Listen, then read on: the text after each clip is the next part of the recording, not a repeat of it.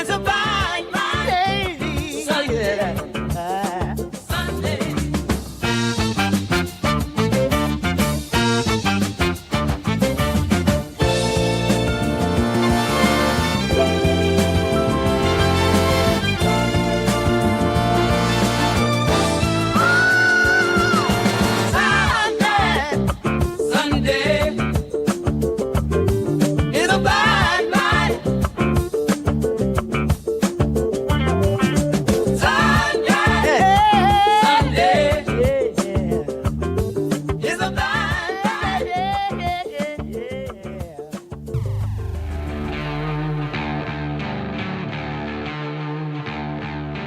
Good morning, gearheads. Crack your creme brulee and make sure your vape is charged. It's Sunday, and that means it's time for the Blind Mike Project.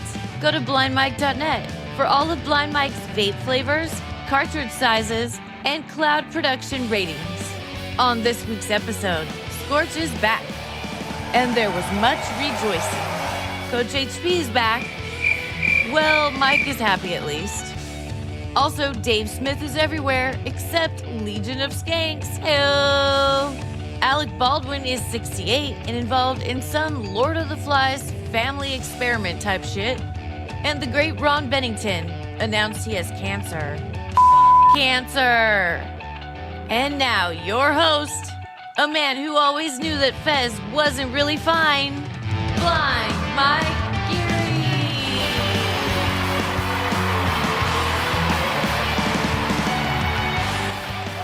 Happy Easter, gang. What was the vape thing? I didn't get that. Craig, he used to vape he'd sneak a vape in on your show, and we would do it on Gearbox. Ooh. Oh, what a naughty boy! He was, and he'd sneak it and he'd blow it out, and he'd like, Mike didn't see me, I got away with it. It was fun. Who would possibly give a shit? We had Vape of the Day on that show. That show was ahead of its time. Mike, Gearbox, check it out. Okay. All right. Mm-hmm. Oh, that's the original show where you would shit on me.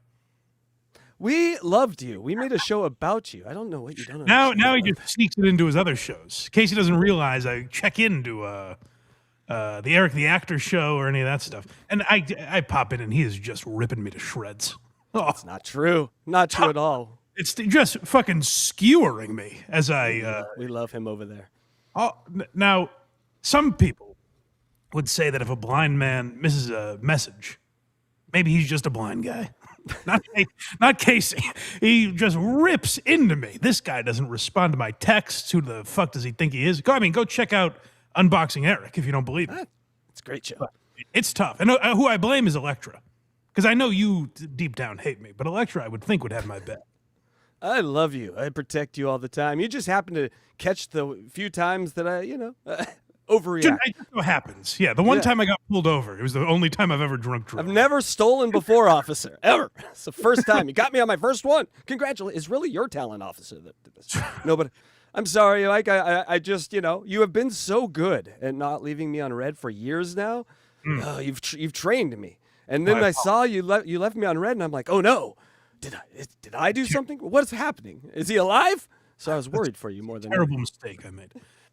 But it's it's very good Chow's world, and we're all just living in it. That's really the very good Chow is taking off. People are loving it. It's amazing. There is a TikTok now, I guess. What? You made a TikTok, but if Craig, we know Craig's not listening because he's not on the episode. But if someone can get this to him, make it for TikTok. You can't just put the YouTube video on TikTok. It's not sized correctly. Kids are going to scroll right by this. You gotta make it TikTok-y. Well, his ears just perked up on that. That one. He's right. Like, wait, what? Yeah, so we're getting there. The very good Chow Empire is getting there, and I hope to have some kind of. I'm sure he'll squeeze me out, but I hope to have some kind of hand in it because that thing is taking off. It's a rocket ship. Well, real quick, Mike, we have a super chat early in the morning here from one Cardiff. No, it's pinned in the chat. I said, there's a dying man. Shit. Don't make a lot.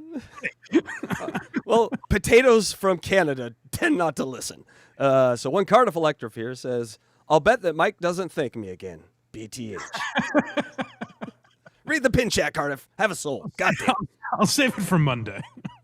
Cardiff and I are going to be spending a lot of time together this week, it seems. Ooh. We got BTH tomorrow night, just me and him. And then I think he's filling in for Carl on Dabbleverse Live on Thursday. That's exciting. It is exciting. Is he? So he's the co-host. Do you have a guest lined up? Well, I was thinking about asking you to produce, actually. I forgot to mention that. Oh, yeah, of course. You're around Thursday. But yeah, maybe we'll find someone else as well. Who knows? Who knows? But check that out. It'll be on this channel, Dabbleverse Live, BTH on Patreon. But much more importantly, or less importantly, this guy could be a crook. I have no idea. But he caught me at the right time. There's a guy, Hoopla, he tweeted me this morning. I see his Twitter account sometimes. He said he's going through a tough time, or his brother's going through a tough time. So it was a pain in the ass, quite frankly. It was more work than this son of a bitch was worth. I tried giving, but my information didn't go through. And then I said, let me pin the link in the chat. Maybe other people can give. And the link was too long, so I had to pin his Twitter account. But point is, instead of super chats today, give it to this potential scam artist. That's all I was saying. Seems like he's going through he caught me at the right time. It's Easter. Who knows? Maybe he's a crook. But read the GoFundMe. I'm sure he's a good guy. You a God-fearing man, Mike? What's your God status? No, not really. I'm one of those cowards that when he's going through a tough time, looks to God. Come on, God. But the rest of the time, I assume he doesn't exist. But good for you. Yep. I like to think there's some kind of something. I just think we don't know. That's ultimately my answer. I used to say I was an atheist, but now my patented answer is we have no idea. None of us know. Yeah. Isn't that the hope, kind of? Like, I hope it's bigger than my mind can comprehend. Because if it's just like a guy that created us and he's like, he knows everything, that's sort of a bad ending to this movie to me. I want it to be like, they should have sent poets, from Contact. Thank you. I don't really know what you mean, but I think in spirit I know what you mean. Yeah. Jodie Foster. Yeah. All right. Well, let's move on. All right. Verygoodshow.org. No. What's my website? blindmike.net. Like I said, BTH on Patreon will be me and Cardiff tomorrow night if you want to check that out. The new Ari Shafir, This Is Not Happening, Why Are You Laughing? I believe is now up for all members. I got some copyright blockage on YouTube this week, but I think it's now up for everybody. So check that out. YouTube and Patreon members should have it now. But that's why I always say, if you're debating between the two memberships, go with Patreon. We get more of the money and the less copyright issues. But if YouTube is listening, boy, are they great. They do a lot of great stuff on YouTube. Mm-hmm. Both of them. Yeah. Video now on Spotify as well as YouTube. Like, subscribe, comment. That helps the show. Helps more people find the show. If you like, comment, subscribe, tell people about it, all that good stuff. And we appreciate you guys doing that. Check out Why Are You Laughing as well. Dabbleverse Live. I was on Pat Dixon's show the other day. I was there. Yeah, you were. Casey sent in a chat and congratulated me for finally making it or something like that. No, I said me and Luigi are happy to see you guys together because we always thought your old-timey talk really fit together like two Lego pieces, Me and Luigi. Tell Luigi to mind his own business. I do, all the time. You're happy. Oh, good. And then he actually made a good point about the stand-up. I asked if, because I always think, oh, Mike, you're funny. You'd be a good stand-up. But it really got me thinking that you're peak at commentary, but stand-up would be like starting at square one. And if you're at peak at something, that would be hard. And so I get it now. Sure. I'm at the top of the mountain now. Yeah, exactly. You are. Dabbleverse Live. Well, I'll never ask again. I'll never ask you to do stand-up ever again, Mike. It's over. What's happening at HackRideStudios.com? Well, we got a lot of unboxing going on still, Mike. Yes, that shit will not end. No matter how much I try to. It just keeps going. Yes. So unboxing Eric on Wednesday, and Riley Martin, we got a few episodes left on Tuesday. That's Very nice. Thank you, sir. Well, check that out. All right, let's get into it. More sad stuff, I guess. Yeah, this is rough. Starting with sad, but I wanted to treat this more as an appreciation for the great Ron Bennington. because I think I said this with Tukey and Cardiff the other night when we found out this very sad news about Ron Bennington. But Ronnie B has the career, like kind of the ideal career for a radio guy. He never achieved anywhere near the success of Howard Stern or even Opie and Anthony, or like he was certainly not a household name, which is kind of why I envy that type of career. I don't know what's happening, but it's why I envy that type of career where like he did exactly what he wanted to do. I think there were years where with what was going on with Fez wasn't necessarily exactly what he wanted, but like there really was a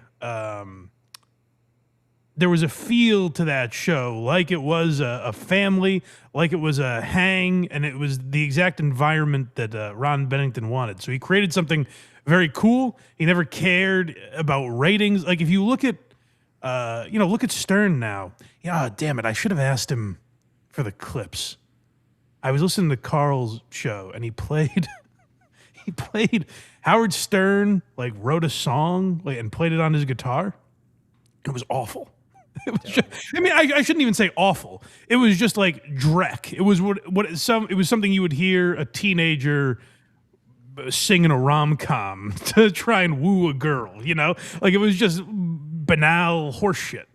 And then men were calling in, weeping, going, Howard, it was really unbelievable what you did, man. You touched me, and I'm sobbing on my way into work, thinking maybe I don't have it so bad. It was crazy, the segment they were doing, and it was all to stroke Howard's ego, like these fake phone calls. And like that seems like an insane way to have to go through life. Once you get to that level, to keep chasing this thing that doesn't exist seems exhausting, and Ron Bennington never had any of that. So I really admire where he ended up in his career. It seems like he was very satisfied. And even I'm saying was. And the episode he did on Tuesday, it felt like a funeral or a eulogy type of thing. We don't know what Ron Bennington's cancer will bring him. The scary thing is he said, he's like, if you didn't tell me I had cancer, I would tell you I'm doing great. Like I feel fine. Which is a little terrifying, It just means it could be looming inside any of us. But yeah, like Ron Bennington announced he had cancer, but he handled it in a very Ronnie B way. Like I said, there was a somber tone to most of the episode, but I thought he was about as funny as he could be about it. So we'll play some of these clips from the great Ron Bennington.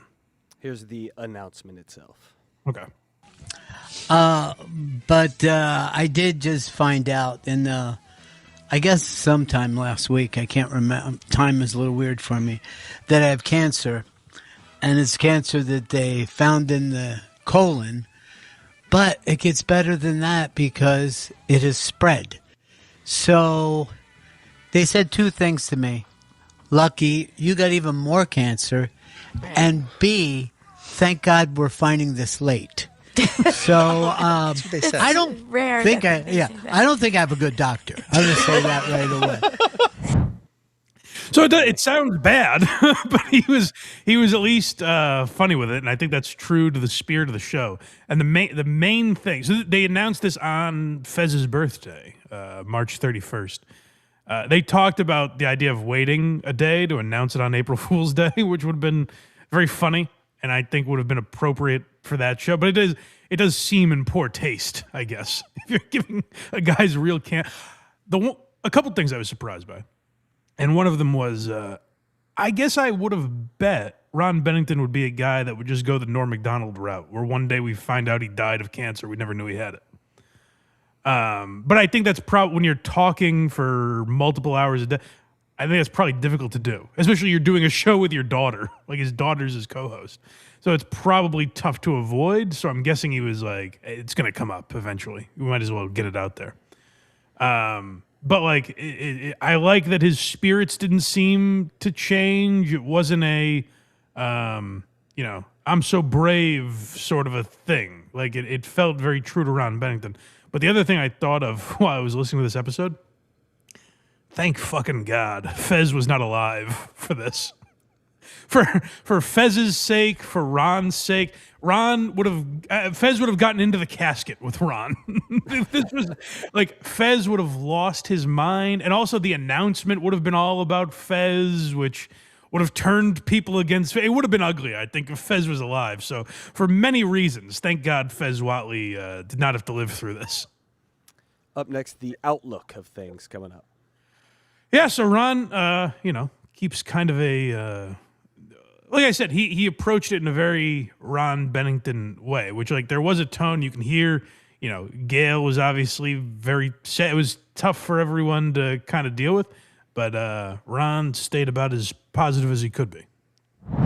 So, yeah, it is about the people you love, because I couldn't have asked for a better run. Nobody has been lazier and more lucky than me in my career, because I'm doing the same thing today I was doing in 9th grade, just standing on the corner, shooting shit, and trying to make each other laugh. So there's nothing that I could ever say, hey, I got a short straw here. I am putting together a stand-up special called Please Feel Sorry for Me. And I think you guys are going to love it. Obviously that's a joke, but I hope he is putting together a stand-up special. Like, it doesn't have to be about cancer or anything, but like, we've never really, I saw Ron's stand-up at Skankfest, which I kind of just, I assumed I would never see Ron Bennington stand up. Like, he doesn't tour really. He was doing Creeps with Kids for a while, and that kind of got derailed because of the pandemic. Like, I don't know how often he does stand up outside of New York City, so it was cool to get to see that. Shout out Skankfest. But like, no one's ever really seen Ron Bennington stand up, so I think that would be a cool thing for him to put together before he goes. So I do hope he does that. And there's also, like, that is what he said there was very true. Like, that is how Ron always approached his show. Like, it was just him and his friends hanging out. And everyone on that show became part of the family. It was a very family atmosphere. Well, people would call in that were interns 25 years ago, and they've kept in touch, and they're friends, and it's this crazy environment. The callers seem close-knit. The way he has used interns, I've never seen another radio show like it, really, where it's not like, oh, bring the intern in because he fucked up, or we'll make them do this, something gross or embarrass them or whatever. I think maybe it happened naturally because of the amount Fez was talking or not talking on the program. But even before that, like at WNEW, you would see it where they would have interns and assistant producers and kind of just hanging out, shooting the shit with them, and used as part of the show. And he's always said he's lazy, which is definitely not true. I think if you're comparing him to, or you're comparing any radio guy to the average, worker, like a guy that's working construction or a 9-to-5 job or something like that, it does seem lazy. But Ron did not put that show together in a particularly lazy way. In fact, some of the bits that they would carry out, I was always impressed with the amount of work it must have taken. Either that or these guys were like tremendous actors. Like, I think there's a chance Fez might have been an Oscar-worthy actor based on a lot of these things that we found out were bits. Because in order to, I've always said, and I've said it on Why Are You Laughing that I've done about the Ron and Fez show, that show is a whisper away from just being a complete hack morning zoo show. Because a lot of the bits that they did, if done wrong, you would be like, oh, this is really cheesy. Why would they do this? It becomes, the $10,000 fugitive or something like that. But they carried it out so perfectly, like so completely perfectly, that the audience was never fully in it. You're like, I think this is a bit, even like the staff, they talked about this after Fez died. The example I always use is the great steak fight, where Fez was supposed to buy the staff steaks, and he got steak burgers instead, and it resulted in Fez and Chris Stanley getting into a fight. And then the fight devolves into Fez accusing Chris Stanley of being high at work and threatening to go to the bosses. And you just feel like it's real. And then after Fez died, Chris Stanley talked about this, where it's like, the bit was the whole steak thing. And he's like, and I wasn't in on any of the rest of it. So Fez starts bringing up accusations, and you're like, wait, is this real? So like even the staff wasn't sure if bits they did were real. And Al Dukes talked about this in the Why Are You Laughing he was on a couple months ago, where like he was in on some things, and then they would take a turn and be like, oh, wait, is this the bits still, or have we changed? Are they actually mad at me? Am I going to get fired? Like, you really didn't know. So, like, Ron and Fez did do a tremendous amount of work on that show to make it appear fake, but also real at the same time. Like, it was very impressive what they were able to pull off with a lot of those bits. Up next, Opie and Anthony. Yeah, this was a funny throwaway thing, but who knows? Maybe it will lead here. But I like that Ron mentioned this, and I like that all three guys reached out to him.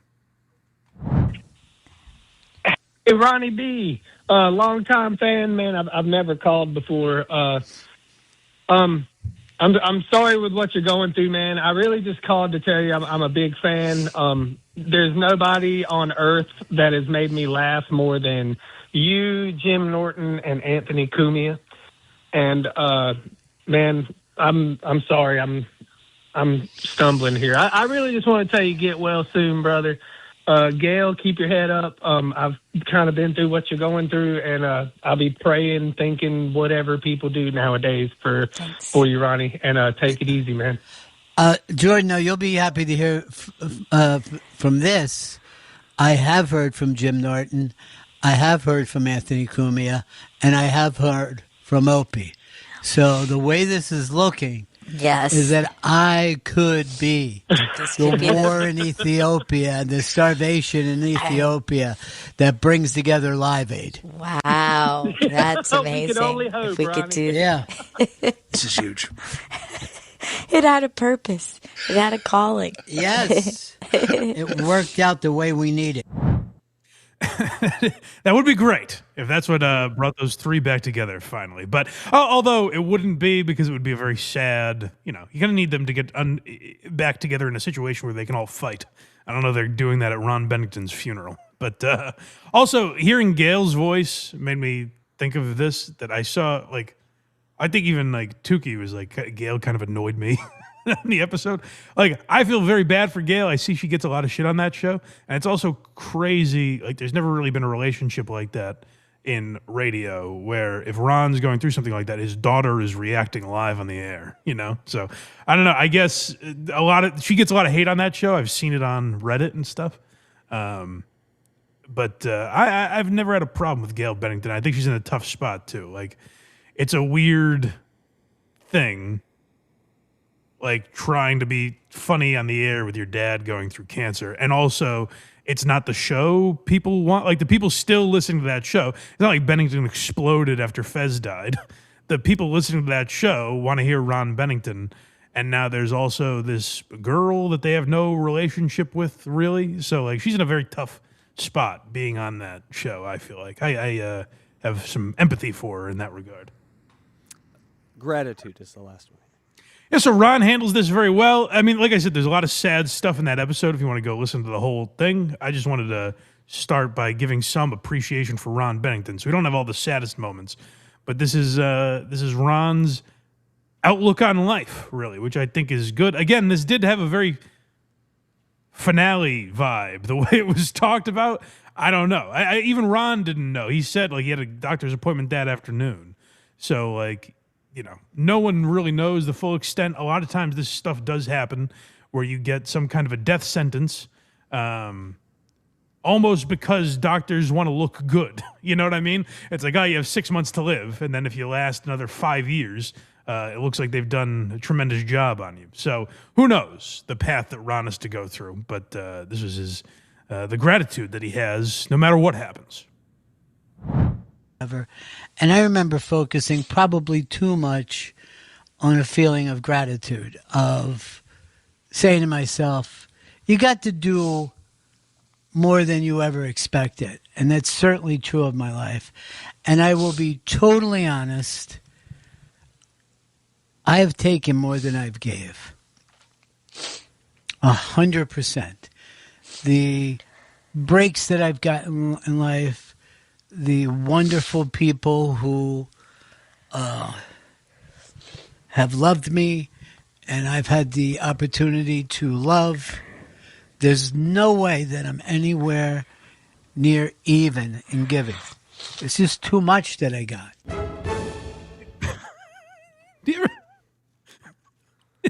Did you consider maybe the clips where the guy's crying about having cancer, we don't put the ta-da at the end? I did think about it, but then I think we needed a transition because that is just dark. All right. You're laughing. I got you laughing at the end of the guess. saddest thing you've ever played on your show. Yes, I did well. Yeah, well, but I don't know. That distracted me. The point is, Ron Bennington was like the way he handled it.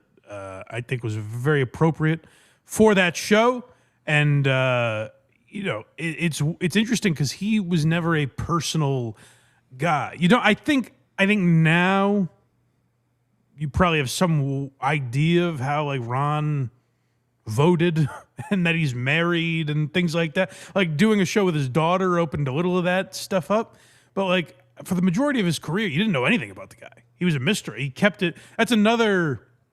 In my opinion, admirable thing that he was able to do was do a show like that where it is a hang and you're with your friends and you're just shooting the shit, but not be completely, just open a vein on the air and be completely personal. Like he was able to do it with kind of an air of mystery and mystique to him.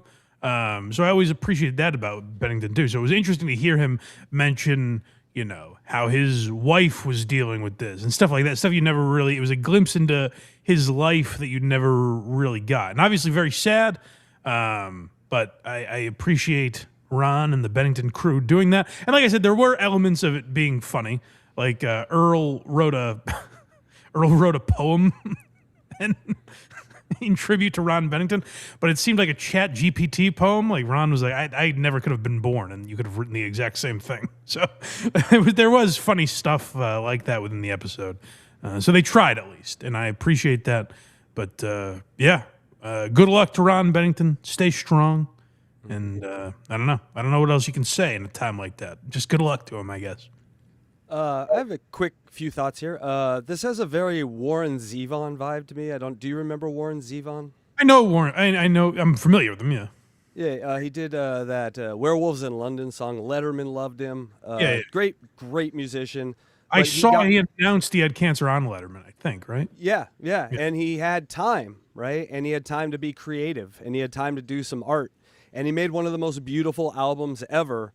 And everyone knew he was going to pass, and the whole album was about it. And it's like haunting, man. Keep Me in Your Heart for a While is one of the songs. Yeah. And so it's got that vibe to it. I lost my dad the same way, to the same kind of metastasized cancer that spread everywhere. And man, we're all just here temporarily. So it's just a signal for all of us just to kind of like squash beefs, make friends, laugh a little. Yeah. But also listen to your body. Because like it's the small things that we would have missed with my pops that we got to get on there way earlier. But that generation does not like doctors, and most of us don't. So you got to listen to your body, and that's all I got to say. It's super sad. I'm sorry. Yeah, and really puts it in perspective what the coward I pinned in the chat is going through. He doesn't have colon cancer. Toughen up. Mm-hmm. Speaking of, don't just go and move on. We all know your sense of humor, Mike. I hope you're doing well. Jesus Christ, left me hanging there. Well, I just wanted to remind people, the pinned chat in the chat there, to that is to an X account of someone who we're donating to today instead of. Right, you don't have to. Don't do a telethon. I'm making up for it now. Do it if you want. I don't give a shit. Yeah, He could be a bad guy for all I know. Yeah, exactly. Like we're hedging our bets here with "I Miss You, Jimmy" for $10. The cancer news really hit me. Ronnie used to have so many one-off one-liners that stick with me to this day, like calling a chick with crazy eyes 4 sides white. Yeah, it sucked. Like that show did have a family environment, so I imagine for a lot of people it did hit them hard. And you could tell like callers called in were like choking up, and one of Ron's childhood friends called in, who's also dealing with his own illness, and that was very sad. So yeah, it did have a very I don't know, wake-like element, which is unfortunate, but you know. I'm always appreciative when people do stuff like that because it tells other people that are going through it. It gives them something to relate to, I guess. I always said it's the worst club we all join. The goal is to be the last one in. Right. Well said. I'm old. Did you read that somewhere? Or is that yours? No, I actually made that up, and I said that a bunch of times to people. We'll be selling shirts and give them to the con artist on Twitter. Con artist, get a hold of me. I'll help you make those shirts. No, I'm sure he's a good guy. Of course he is. You are, that's for sure. All right, moving on, right? Yes, this is quite the transition. Yeah. So forget all that. Let's get into some usual stuff that we would talk about. I found this really interesting. I like talking about Dave Smith's wins. I don't get particularly political on this show, but every once in a while when Dave Smith is incensing someone from the political world, I find it to be a lot of fun. And Dave Smith gets a lot of shit.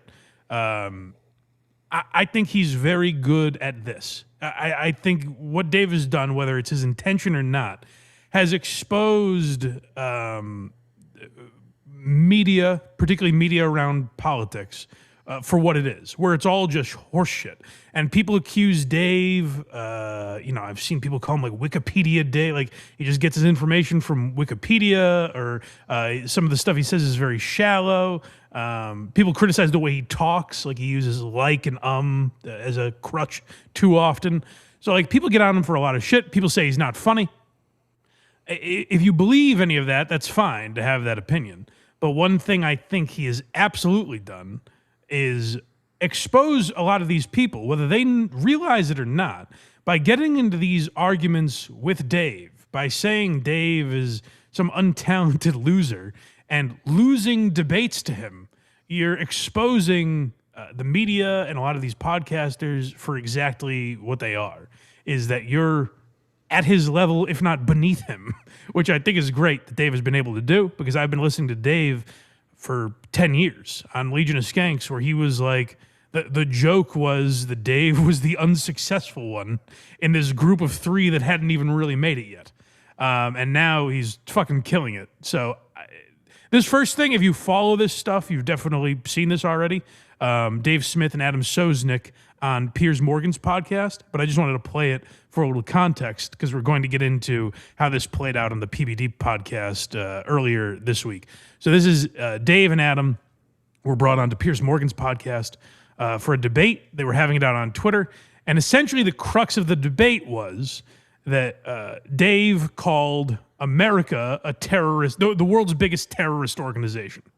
Now, if you don't know anything about Dave or you hear Dave is very anti-war, so that kind of makes a lot of sense that he would make that claim. But Adam is calling out his patriotism.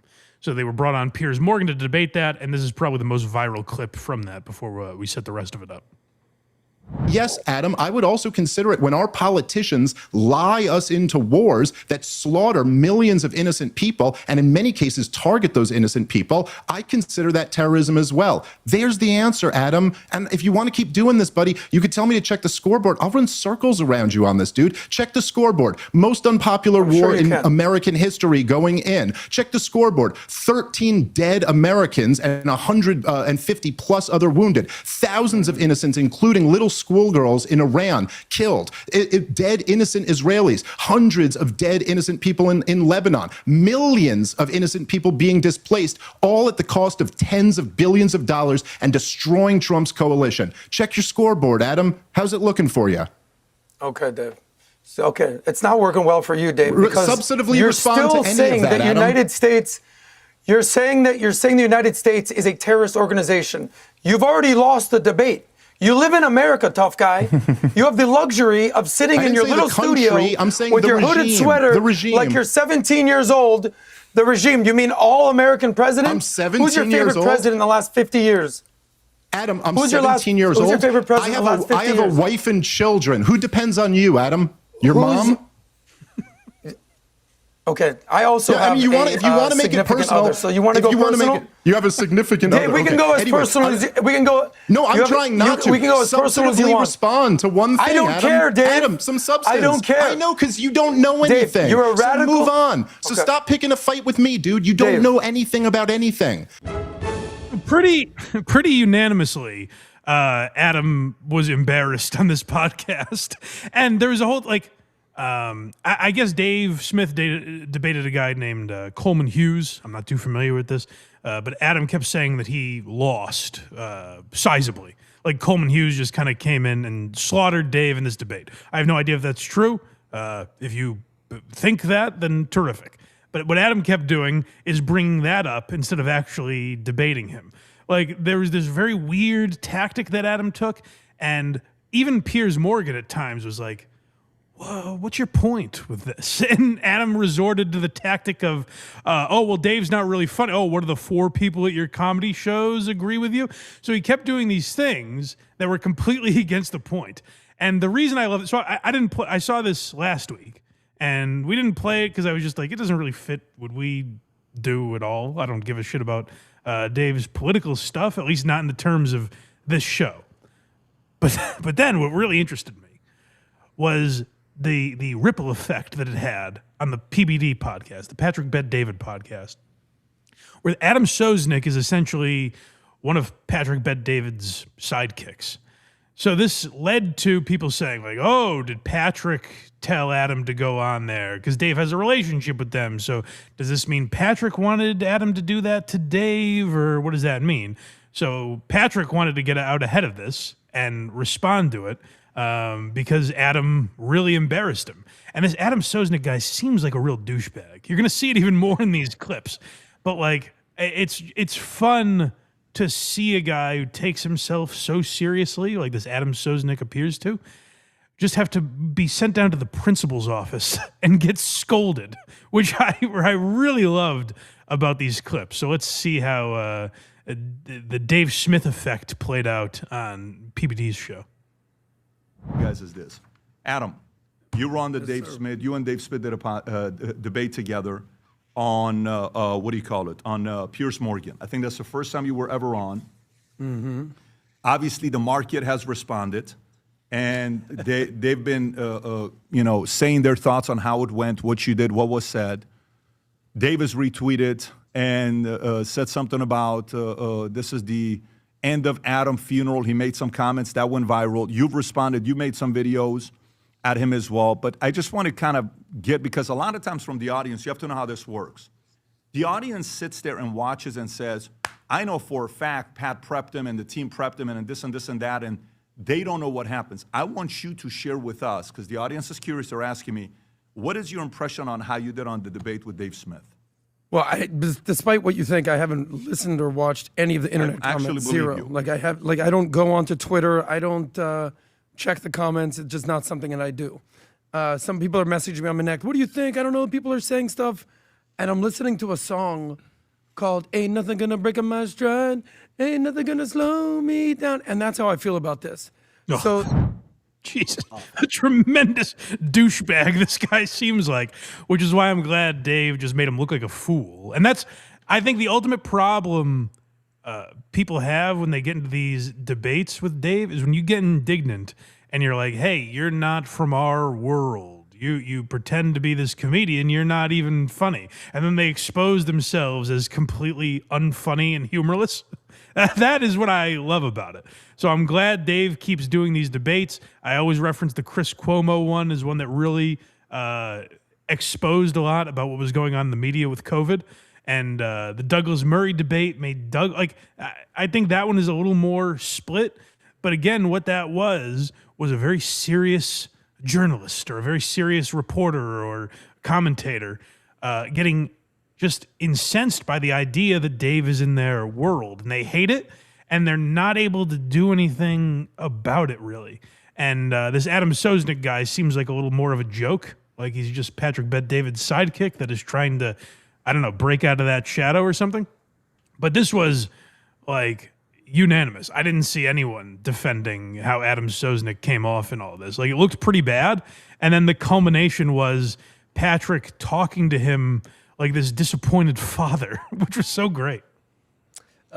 Just to play a little devil's advocate here, Mike, how do you defend killing innocent children in Iran, right? Like, there is no defense to that list that Dave gave him, so you got to go personal or go somewhere else. Quick, talk about something else. Well, I think that's the point Dave is making. Like, argue me on this. Okay, I'm not funny or I don't sell tickets. What does that have to do with anything? Dead children. You don't sell tickets. That's he's Kevin Brennan. He's Adam Brennan. But it's interesting because, people make fun of the Dabbleverse or whatever. It's a microcosm of what happens on the internet in every pocket. Whether it's sports, politics, fashion, whatever. Any place where people argue things, it does devolve into exactly what we're seeing. And I don't know that much about it. I'm speaking out of a certain amount of ignorance. But like within the debate that they had on Piers Morgan, they played a Ben Shapiro clip. And where Ben Shapiro is criticizing Dave, and he's like, "Oh, he's not worth my time." Again, to what you said, it's never that they're arguing the points. It's here's what's shitty about this person, and that's where I love someone getting their comeuppance like this. It's he tried that tactic and it failed fucking miserably, where everyone's laughing at you now. Dave is smart. I believe Dave is smart. Adam is saying this in more of a pandering way. Again, people like. People push back on that. You think Dave is smart? I mean, yeah, relatively. Mm-hmm. Like for a comedian that talks politics, yeah, I think so. You know what I mean? Like, is he smart compared to Nobel Prize winners? No, probably not. But I'm saying relatively, like I think he's smarter than Adam Sosnick. So like relatively to his world, yeah, I think so. I think he's very well read. But Adam approaches it in a little more condescending way.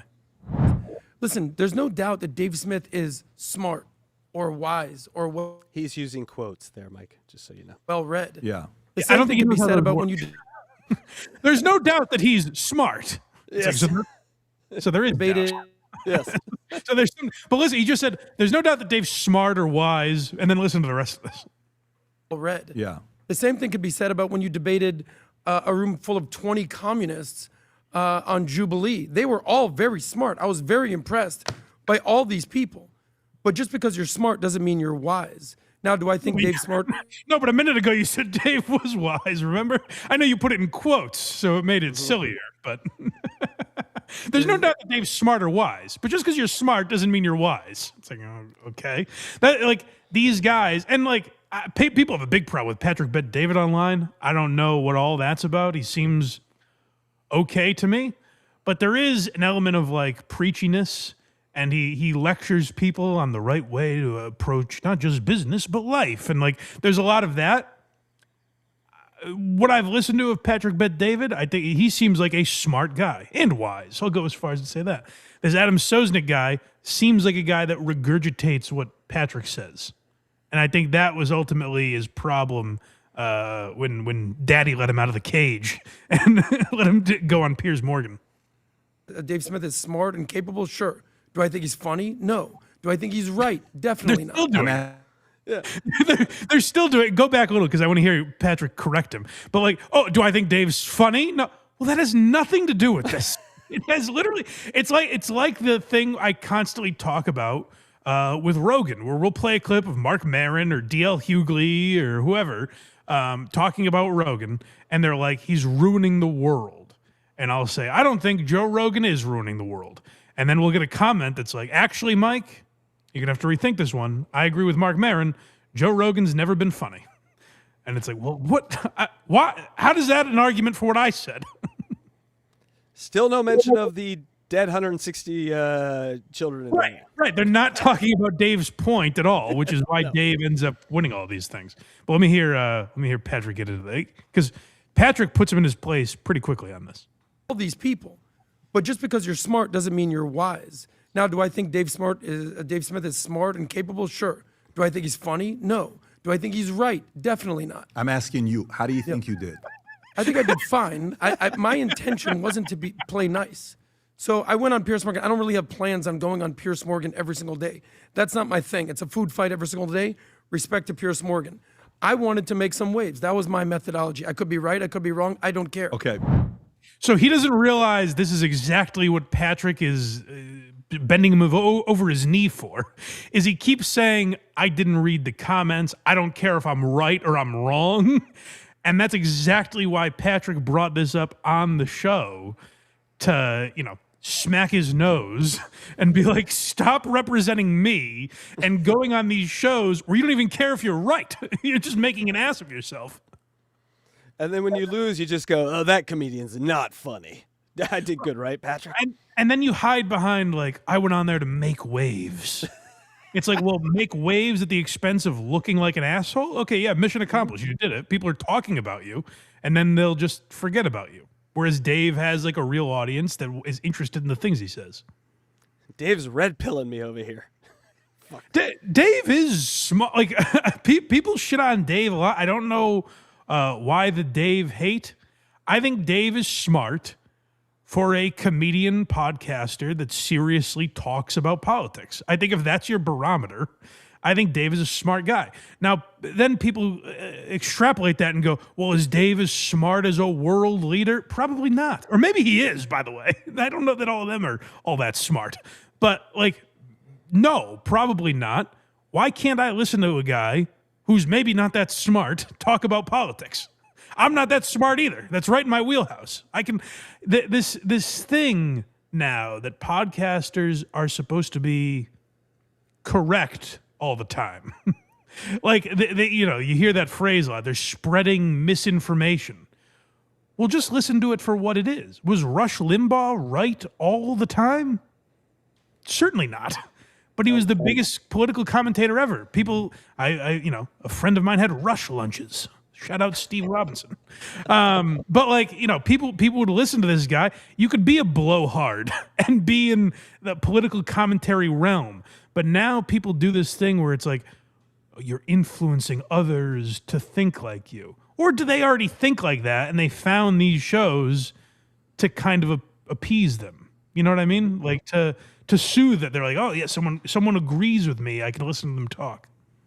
Yeah, they used to, when that song Cop Killer came out, and the police were like, oh, Ice-T, you're helping people murder cops. He's like, no, they were going to murder cops anyway. I'm just giving them an anthem. They were going to do it. I just gave them some music to do it, dude. I think the same thing applies here. I don't know if it's the best example, but yeah, I get what you're saying. Yeah, I'm old. You remember, all my analogies are old. Sure. Mike, it's time for the scolding. I don't know that I've seen anything like this on like a political show like this, where they bring a guy in. You know what I mean? Like it would happen, like Howard would speak to Sal Governale like this.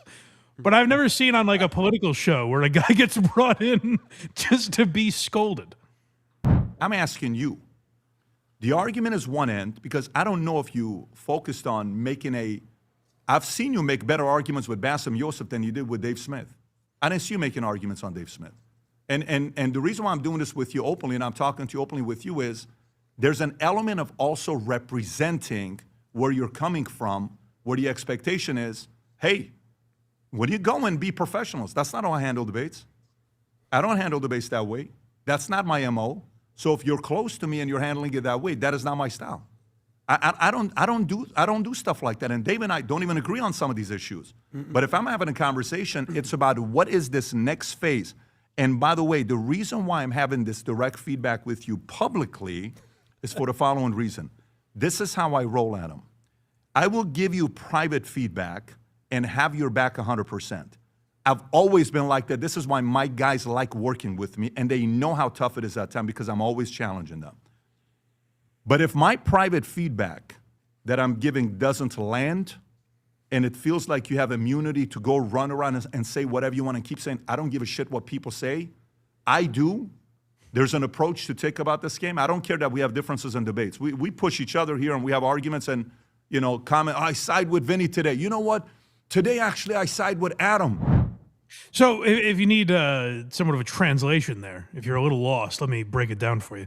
What Patrick Bet-David is saying is it's fine that you don't care that you're embarrassing yourself, but you're also embarrassing me. And I've told you privately to stop embarrassing me. So now I have to tell you publicly, which is the ultimate win for Dave. If Dave didn't feel like he won after reading the comments on that Piers Morgan episode, this is a great win to, after the debate, have the guy publicly spanked by his boss to be like, stop embarrassing me like this. Thank God you don't have PBD's policies for your staff, because my God, we're an I embarrassment. scolded you this morning. I heard you, you pulled an Adam Sosnick on your show, and I had to scold you. Oh, Kragers too, but more about Kragers. Up next, recreate yourself. Yeah, so I guess he's been telling him, like, you need to, and it seemed like, again, I don't know this world that well. Maybe this is just a phrase that Patrick uses a lot, but it seems like him telling you, like, you're floundering, reinvent yourself. You got to find a new approach to all this stuff. Ouch. But for me, when I saw that, I'm like, you brought up another guy from the past that beat Dave. Great. You brought up, no, there needs to be, the Adam that I've seen debate that is prepared, he actually would have made some real good points there. And you, by the way, you've been a moderator for Zero Hedge with Dave Smith and what do you call it, Laura Loomer, if I'm not mistaken. Is that what you did? Didn't you moderate? Yeah. Yes. And I was a pretty good job you did as a moderator. So I don't know. I'm saying this publicly to say this next phase requires all of us to recreate ourselves, and that includes you in a big way. And I've said this privately 8 weeks ago, 9 weeks ago at that dinner place we went to, and I was very direct with you. But you're cornering me to have to say this publicly to you right now.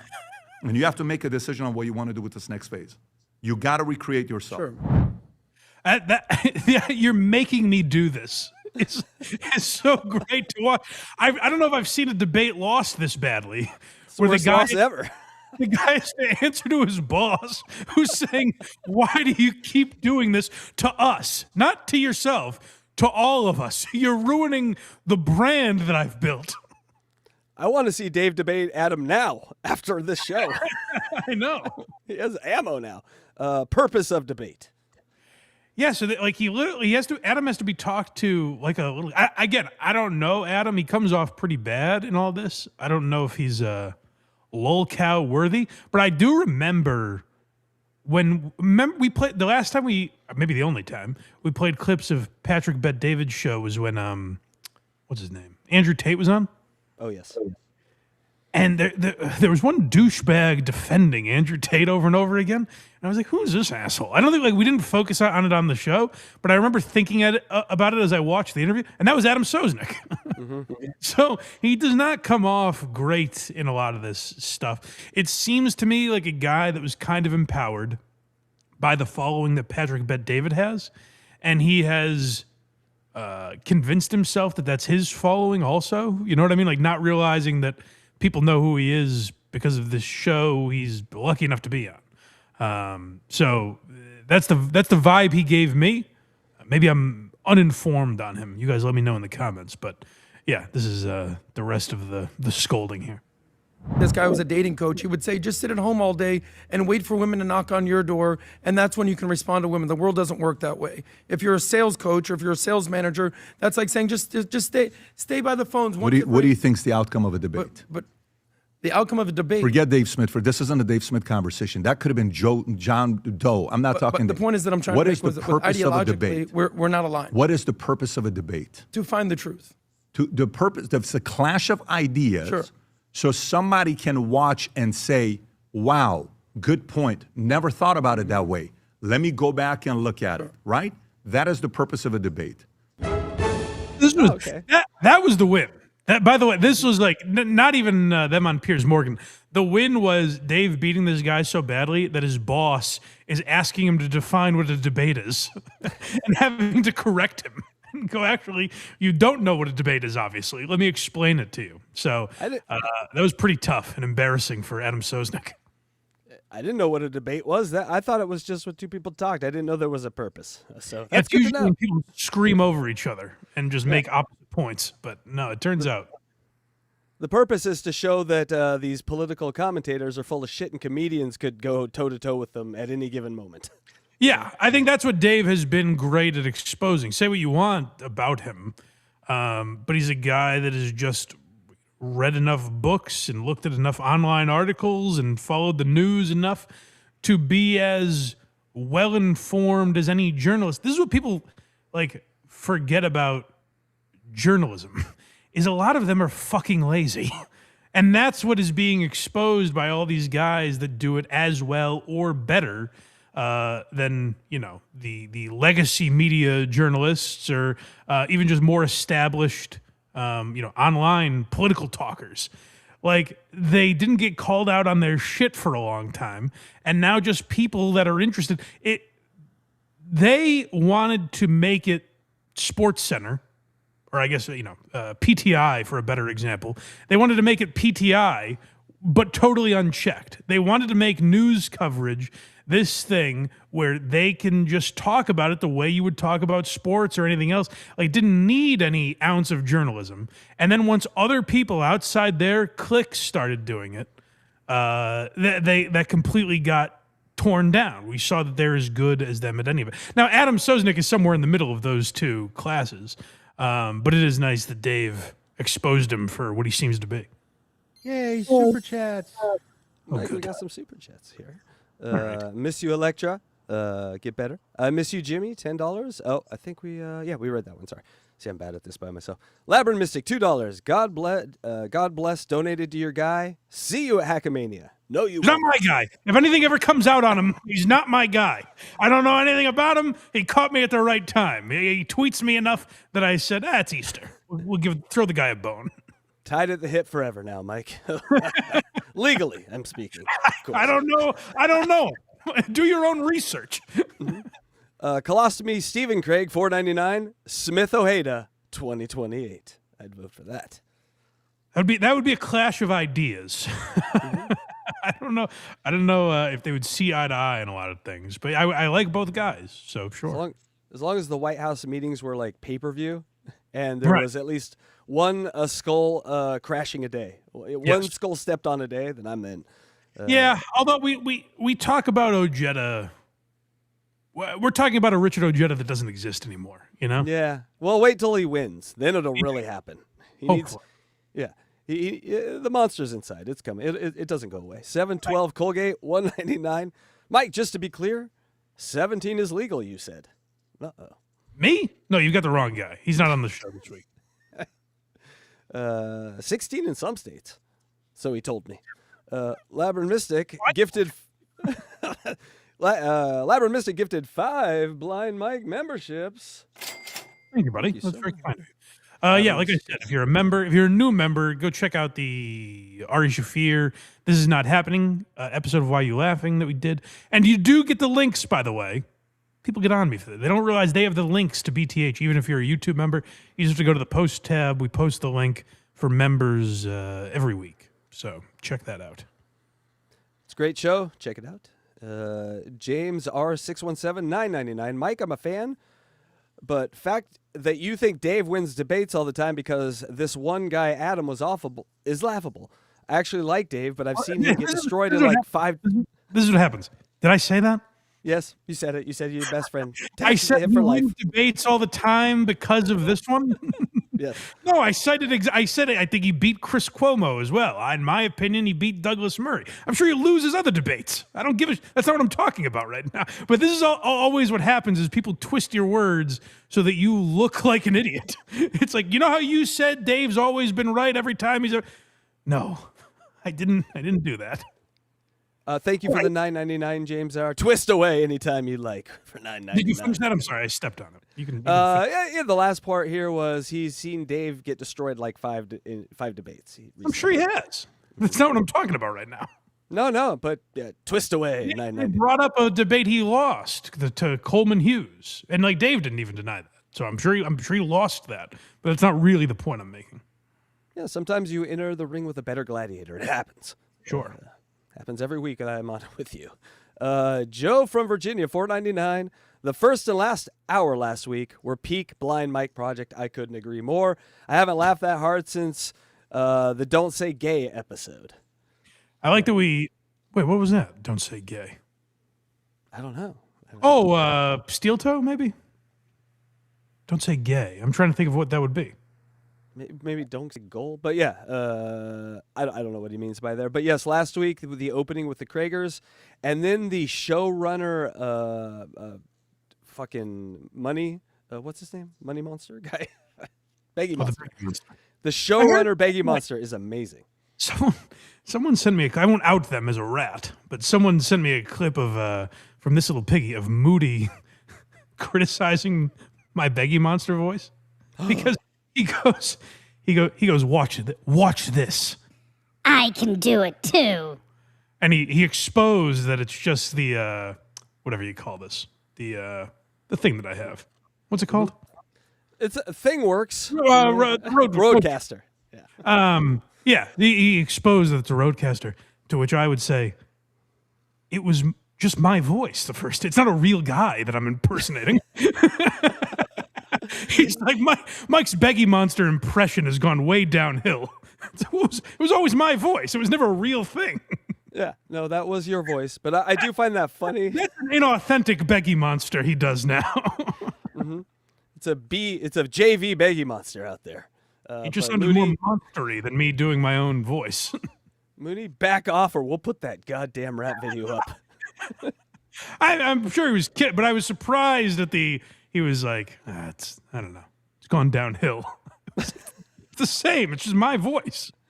It is. It was funny. I mean, you don't like this guy anymore, but HACKRIDE, like, people were like, he's stealing the voice of other people. And I looked and like 30,000 people had downloaded that voice. And I'm like, yeah, 30,000 other people are using this voice, people. It's very similar. Yeah. Hey, HACKRIDE's back. Yeah. You've officially let him back. That is illegal. You have officially let him in. You've invited him in. Now there's nothing I can do. He's back, people. HACKRIDE's back. Yeah, we'll see. All right. You ready? Mike, it's time. Everyone's excited about this in chat, at home. Oh, good. Work. Yes. It is time for Scorch's return.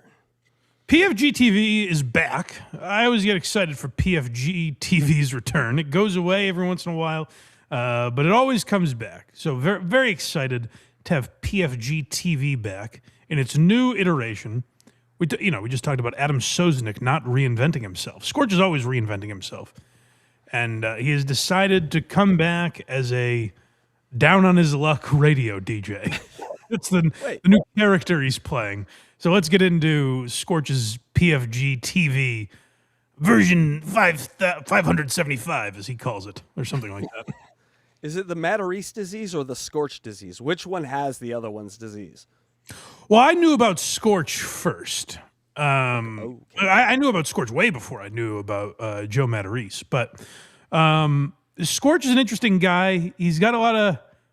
He doesn't give up. You know, he's always tried to be this character. And this might be the most interesting version of Scorch because he has kept the same attitude. He has kept the same sense of humor. And he's also telling you he is in severe poverty. So it's interesting to hear that message filtered through that character. Actually, after the first time that you played Scorch, that was the first time I've ever seen him, I fell in love. And I reached out to him. I emailed him, and then I tagged him on Instagram. I'm like, hey, I emailed you. He's like, great, man, let me go check it out. And then I never heard from him again.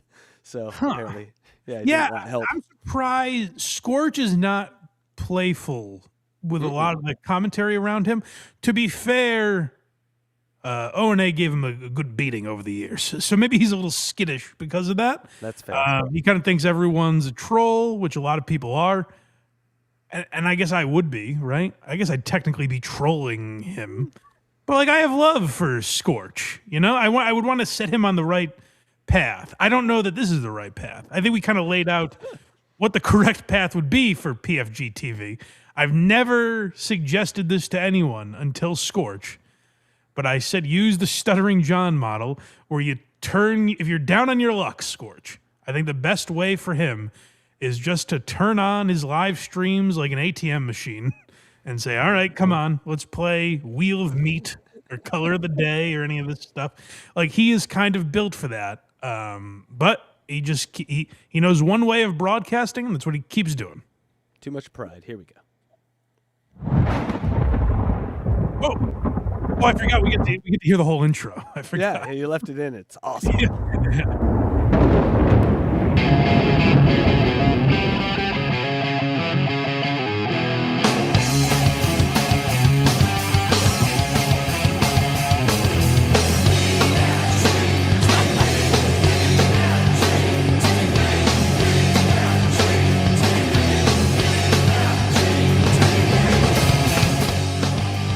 Well, hello, and how you doing? Scorch is here, hang on a second, and welcome to episode number 1 of, what did we figure this out to be? Version number 575 of Scorch's PFG TV. And it's really so good to be here with you. I appreciate having you here. So, on this episode, he's got a toothpick in, Mike. He has a toothpick in. On his that's one of his signatures. I remember Sam Roberts saying something like he spent an exorbitant amount of money on toothpicks. That's sort of his signature. That is fucking crazy. Episode of the show today, we're going to talk about some things like some fast food memories. I saw the price of some fast food the other day, and mind you, I haven't eaten fast food. I'm a man who enjoys his food. And even I don't know that I have food memories. even fat fucks aren't like, remember that burger I had in 1998? People don't think. Today we're talking about fast food memories. Like he is, Scorch is the hack's hack. Like he is, no matter what life has thrown at him, he hasn't for 1 second said, maybe this is not the best way to do radio. Like he has hack radio coursing through his veins. It is in his blood. It's in his DNA.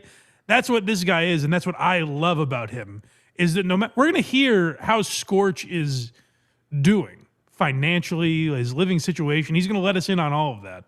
And no matter what life throws at him, he goes back to, why don't you post on Facebook your favorite fast food and we'll talk about it. That's what a segment is today. Since 1984, so it's been 42 years and change. I was blown the fuck away by how much fast food costs these days. But I asked a question on the Facebook page, okay, about this. Let me get this. What was the cheapest that you remember buying burgers and fries for? Okay, the cheapest that you remember buying burgers and fries, fast food meals, basically. And there's something else about fast food meals. There's one, it's a drink in particular, something about the drink that nobody has touched since then, and I don't think anybody ever will for some reason. We'll talk about that in a little while. Fountain soda is the best soda. Like he's not wrong about that. Fountain Sprite is amazing. Scorch is making some good points. And no matter what life throws at him, he's going to give you a radio segment that you can just look up. What does the average burger cost in 1983? Like, you just look that up. But Scorch says, no. I want everyone's memories. What do you remember a burger costing? Yeah, Scorch, it's not that crazy. Prices were lower in 1984 than they are 42 years later, especially at a time where we're at the height of inflation for the modern era. And Scorch is like, I'm noticing things are costing more now. Thanks. This reminds me of the radio guys that were on when I was a kid. This is like what my mom would listen to. Yes. Like this kind of radio. Yes. It's what, and I say this all the time about radio. It's amazing, much like Scorch. Scorch is a representative of radio, where no matter what the industry or the landscape has thrown at radio, it has said, we aren't going to change. We don't give a fuck what's happening out there, that people have, the world at their fingertips. You can, whether it's TikTok or YouTube or Instagram, Spotify, people can listen to or watch whatever they want. Despite that, we're still going to do War of the Roses. Like, we will still do Second Date Update. No matter how much it is proven to us that people don't want this. Like, we will just keep doing the same shit. We'll do trivia. We'll do a Facebook question of the day, which leads to these fake, passionate callers talking about worn out subjects. And that is what radio will do until you take the fucking satellites down. You take those, once those radio waves stop flowing, that's when we will finally stop doing these same segments. And that's what Scorch is proving. He's down on his luck, but he's going to do what he does best. All right. Showcasing his music is next. So to this degree, Scorch is staying the same, where not only is he doing the same bits he would do on radio, even though he's on YouTube now, he can do whatever he pleases. He's going to play records. he's spinning the tunes. He's showcasing, local talent, which he talks about here. There they are, the lonely ones, dreadful people on Scorch's PFG TV. I'm really looking forward to seeing the lonely ones live again. And eventually we're going to be doing a Raw segment where if you are out at a show and you tape some music from a band, and of course everything's all permission because everything's going to be online and all over the place. But if it all works out, we're going to do a Raw segment where you can send us in your raw footage of bands. However, if you are confused by that, let me clear it up. If you're like, what's a Raw segment, Scorch?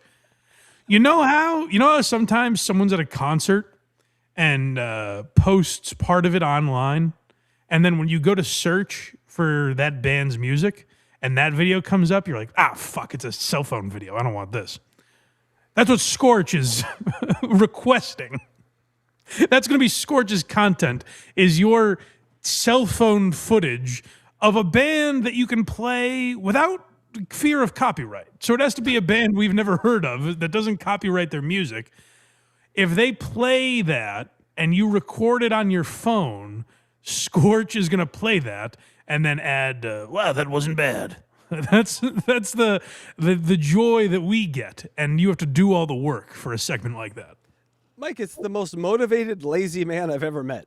He's motivated and then does the laziest stuff a broadcaster could ever do, and we're doing all the work for him. That's a great way. Yeah, that's a great way to describe him. He is the most motivated, lazy man everywhere. Lazy would be the wrong way. Like, Scorch is a hustler, but he just goes content lazy. It is the laziest apple picked from the floor, not the tree. Yeah, but it's also lazy in terms of preparation, where it's like, you do it all. Post your fast food memories and I'll read them. Send me your videos of bands and I'll play them. Like, it is just like the laziest shit. He doesn't add anything to them. He doesn't I'll create an app off of all of your work. Right. We're even like we'll joke about the fast food memories, but like me, Tukey, and Cardiff could easily talk about that on a Monday night. That's good banter.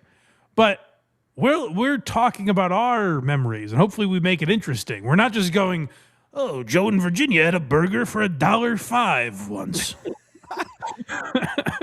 And then you don't talk to Joe about it. But this would actually work if someone like you or Cardiff did it. If you did Scorch's bit for a show, I'd die laughing. Because I know tomorrow, Monday night. Get ready. Oh, please, Cardiff, do a Scorch show where everyone's Scorch. You do the lamest, most obvious radio bits, and you just have fun with it. That would be great. Right. A band, a regular band, you have some recordings and you've got some video, or you can make some video with some good quality audio. Here's what you do. You send your stuff to, hey, that's my band. Prepare, Scorch. I'm sending you like 300 bands. Hey, that's my band at gmail.com. He's like, this band's pretty good. What's their name? Rolling Stones. Wait a second. Just going to send him bands. Gmail.com. Okay. Hey, that's my band at gmail.com. And we will maybe feature some of your stuff. I've got bands coming up. I'm going to send him the Krager's tape of Krager's yelling at that concert. You actually should. Yeah. I am. I'm going to do all. There is a thing, too, and this is a mistake. This is a mistake I've made in the past, where, like, you get into podcasting or radio, whatever, and you're like, oh my God, I have a microphone. Maybe I can help the little guy. Not realizing like that you're the little guy.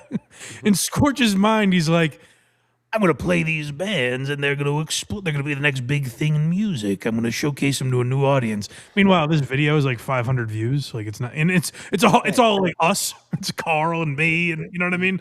It's just people like looking to make fun of Scorch. There's no audience that's going to be like, oh my God, I heard this band on Scorch's PFG TV. And 500 views is fine, Mike. That's what she told me. Right? Yeah, no, it's very good.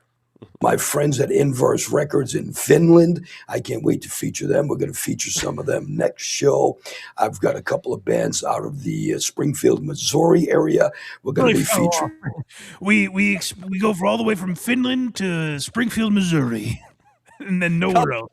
Couple bands from Springfield. Them coming up at some point soon as well. Let's chat for a few minutes, though, if we can, about this whole rental thing and how ridiculous it is to afford to just rent a place to live here in the country. So this is where I don't know that Scorch is the common man anymore necessarily. He's fallen on hard times, which I feel bad for, but to just transition to like the rest of his talking points in the episode are like, you know how no one has a place to live anymore. It's like, no, not really. I get things are very expensive now. It's a tough time for a lot of people. But the idea that there's nowhere in the world to live doesn't feel accurate to me. But let's maybe Scorch gives us a little more insight.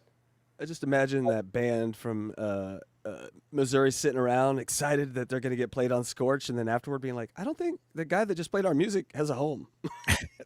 You got to give it to him. He's plucky. He's got stick-to-itiveness. Where, like, even obviously this man is in great poverty. He is struggling. He told last time we heard from Scorch, he's like, I'm not doing so good. I'm retired, but I didn't save any money. And I didn't realize that would be a problem for me. So that's like part of his issue. But then he does a show where he's like, I'm back. I'm a radio guy. So he has to like mesh those two worlds, and it doesn't really fit. It's a square peg. Oh, okay. Time to talk about his living situation. Here we go. Okay. But now landlords are saying you have to make 3 times the rent and income before you're even considered. This is not a national epidemic. He tried to rent a place and a landlord said this to him. I'm sure that's not the policy nationwide. I'm sure you could find a place where that's not the case. But he's like, you know how we all have the problem of having to make 3 times our rent. It's like, I'm sure that's the policy for some people, but not all of them. That's usually those big apartment buildings or complexes, or, right. You know, like in LA, that's what it is. If you just go to mom and pa, they're like, you got cash? Get in here.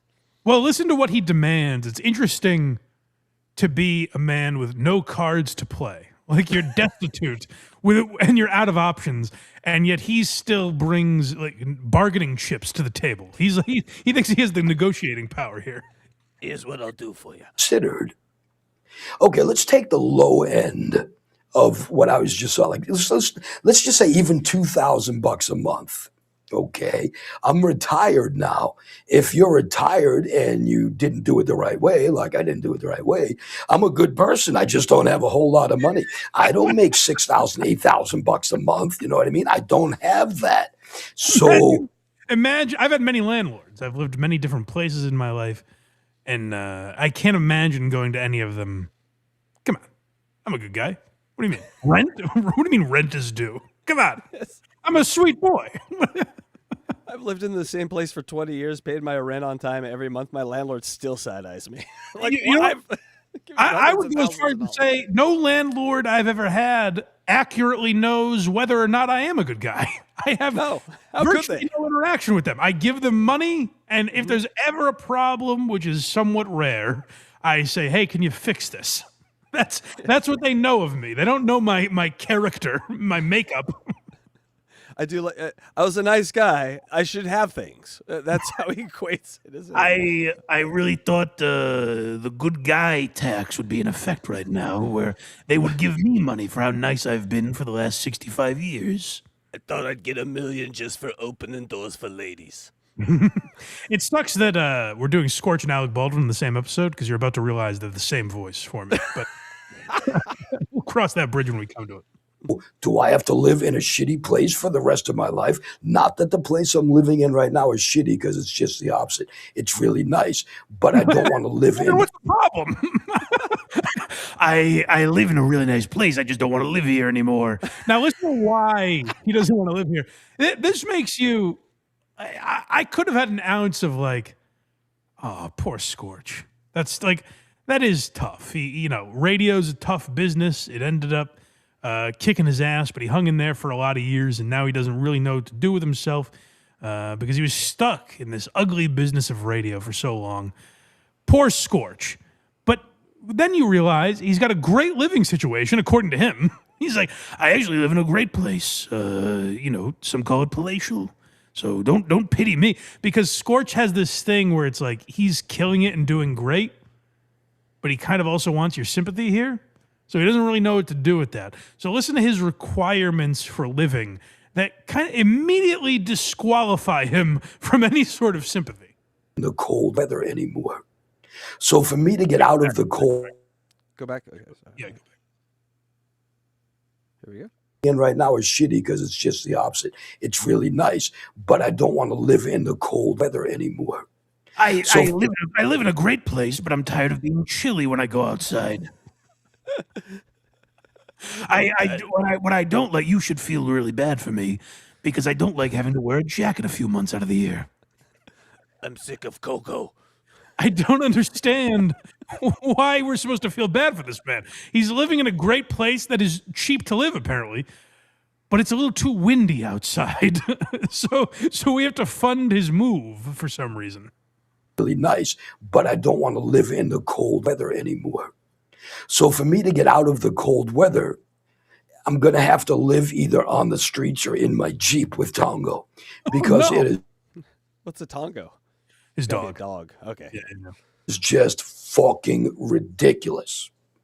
I'm trying to think of, like, right now I'm paying minimal, and it's okay. But how the hell do they expect people to live? Not everybody that is how can I rephrase this? Let me see how I can put this. Some good people nice would like to have a nice place to live. So what happens? Let's put it this way. What happens if you're a landlord and you rent to somebody that makes $10,000 a month? Okay. They pay their rent, and everyone goes about their business privately. That's what happens.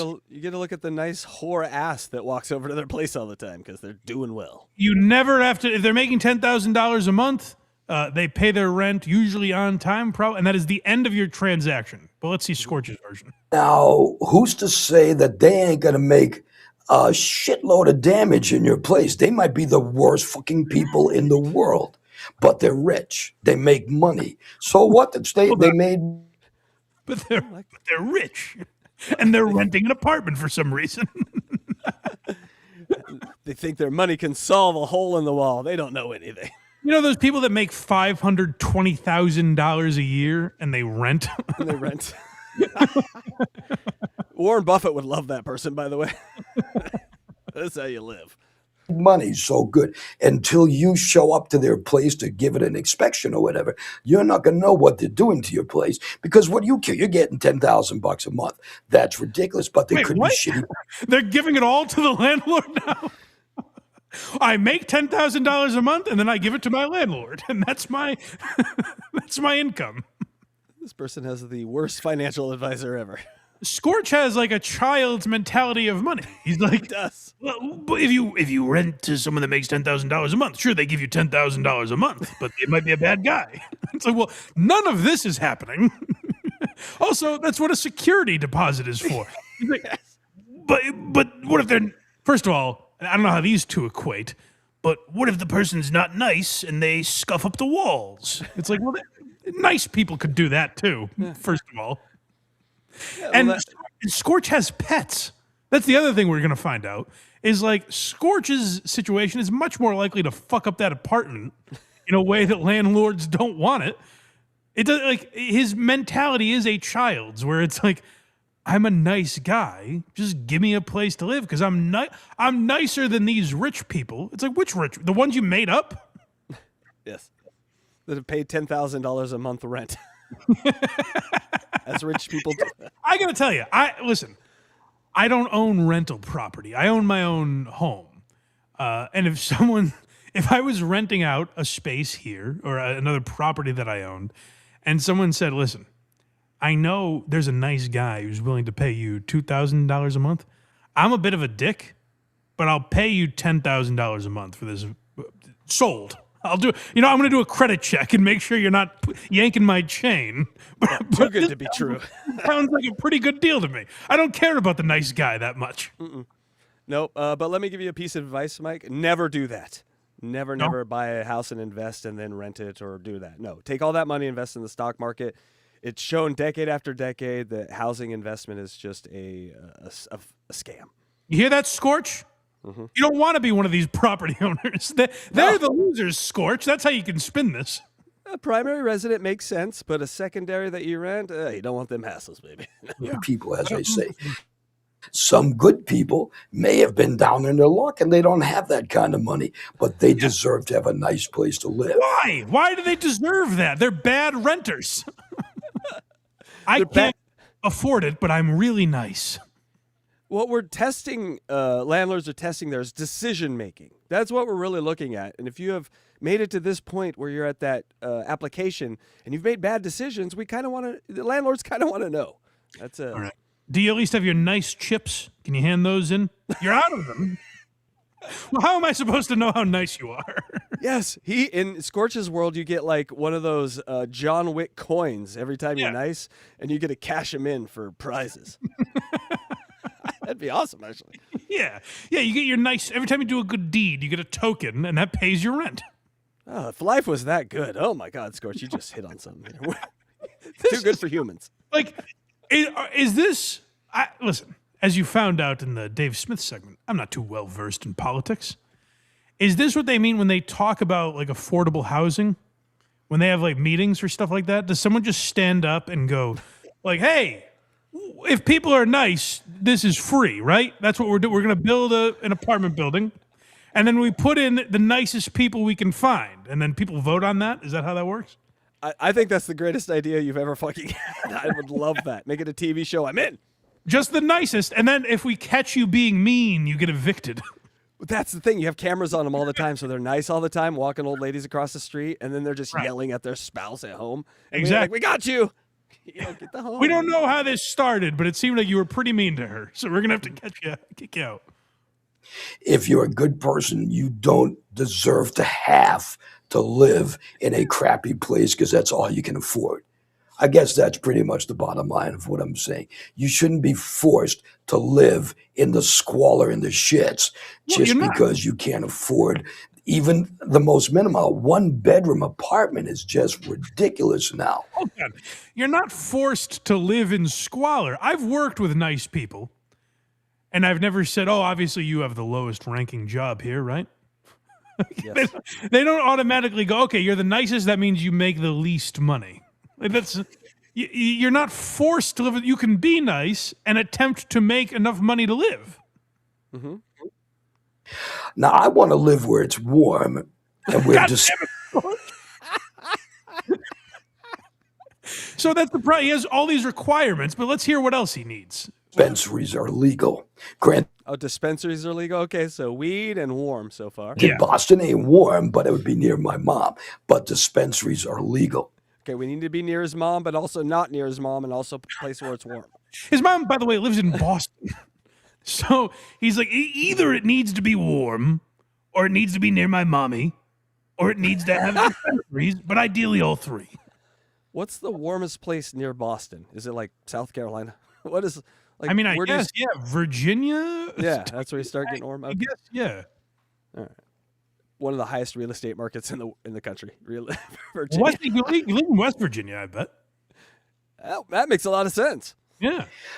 That's a whole other issue. We'll talk about that another time.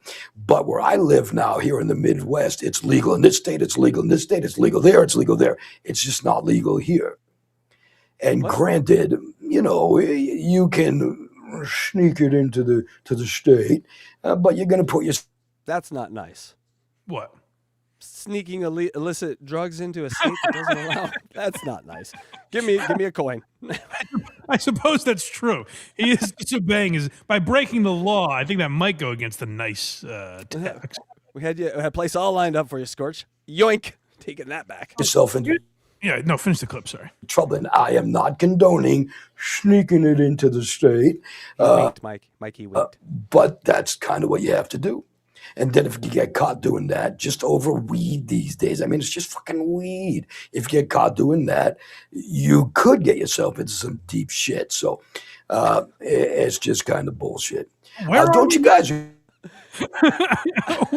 What happened? Where he's like now railing against drug charges that haven't occurred? Like, what is he talking about? He's pre-promoting. These charges are coming, Mike. He's getting prepared for them. By the way, even in states where it's not legal, is it still like a real serious crime? Not if you're his color. Right? Right. You know, no, that's the truth. That's the truth. But like, for real, is it that important to him that he has weed? Like, if you're down on your luck and you can't afford a place to live, is it that important to be like, and I need my weed? I need to get high. Yes, Mike, it is. Yes, I would not live in a place without weed. I couldn't drink the pain away. I need the weed. All right. Well, so be it. You and Scorch. Mm-hmm. I agree with that, though. I also need warmth. If you've ever in the past year been looking for a place to live. All right. Great transition is up next. Oh yeah. So, but the other thing I want to include is so he needs to be warm. He needs weed around him, and he needs the building he lives in. So we find out why the prices are so high where he's looking. He needs it to be pet friendly.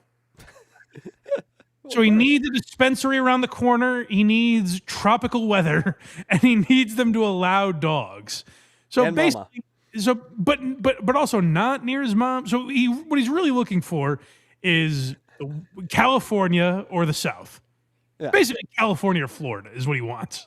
Yeah, with the teleportation machine, so you can see his mother instantly at any time. Yeah, he needs California or Florida, and the building needs to be dog friendly. So that is essentially his demands, and that's why his prices are so high.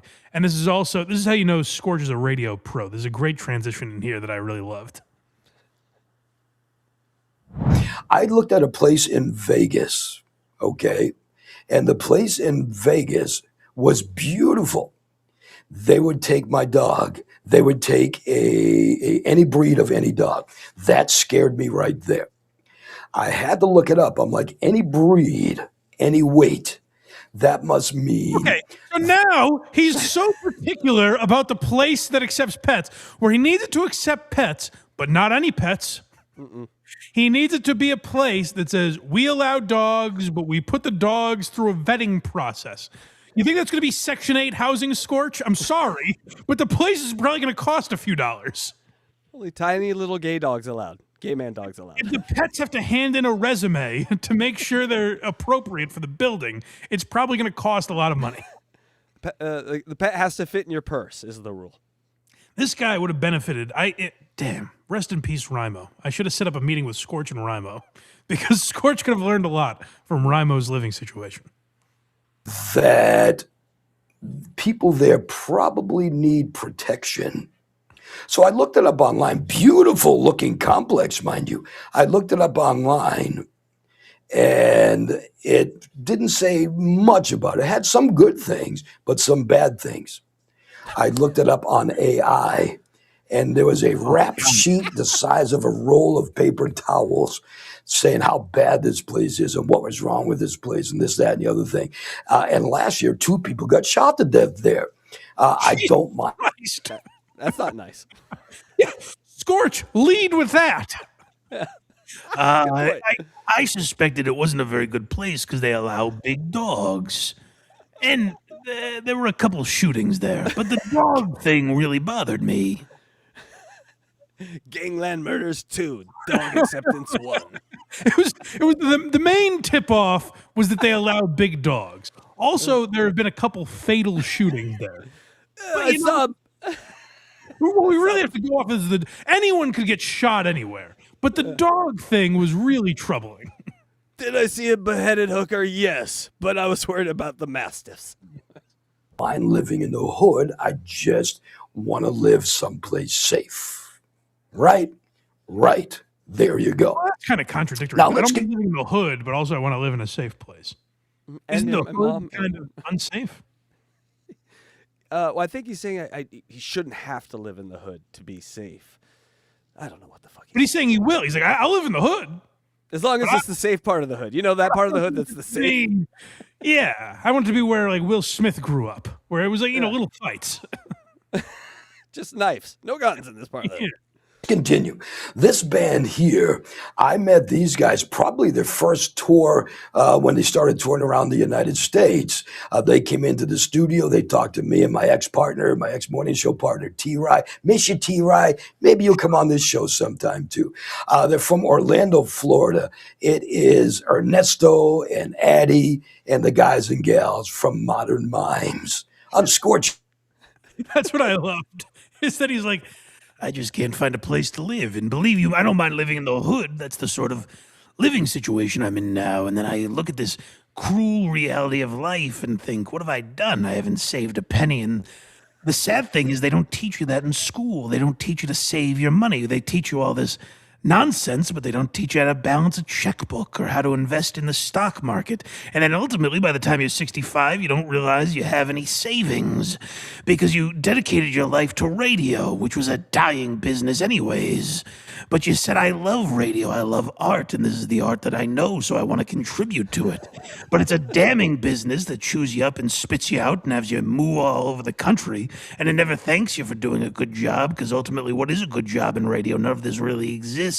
It's all fake, and then it's been beaten by the internet, and people can find whatever they want. But I've only known myself to be trained to play games like Color of the Day, and I spin the wheel of meat. And yes, it's hack, but it gives me some level of enjoyment, and the only place you can do that is radio. And then I have to look at these trap houses in the hood where people are being shot and killed, and I think I can't even bring my beloved dog, the only friend I have left in the world. And this is a band I found out of Springfield, Missouri.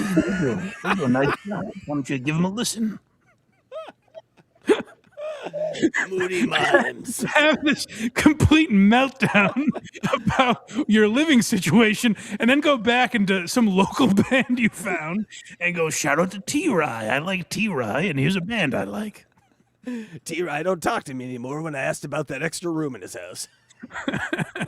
And Addie and the guys and gals from Modern Mimes. I'm Scorch's PFG TV. Thank you guys for checking things out.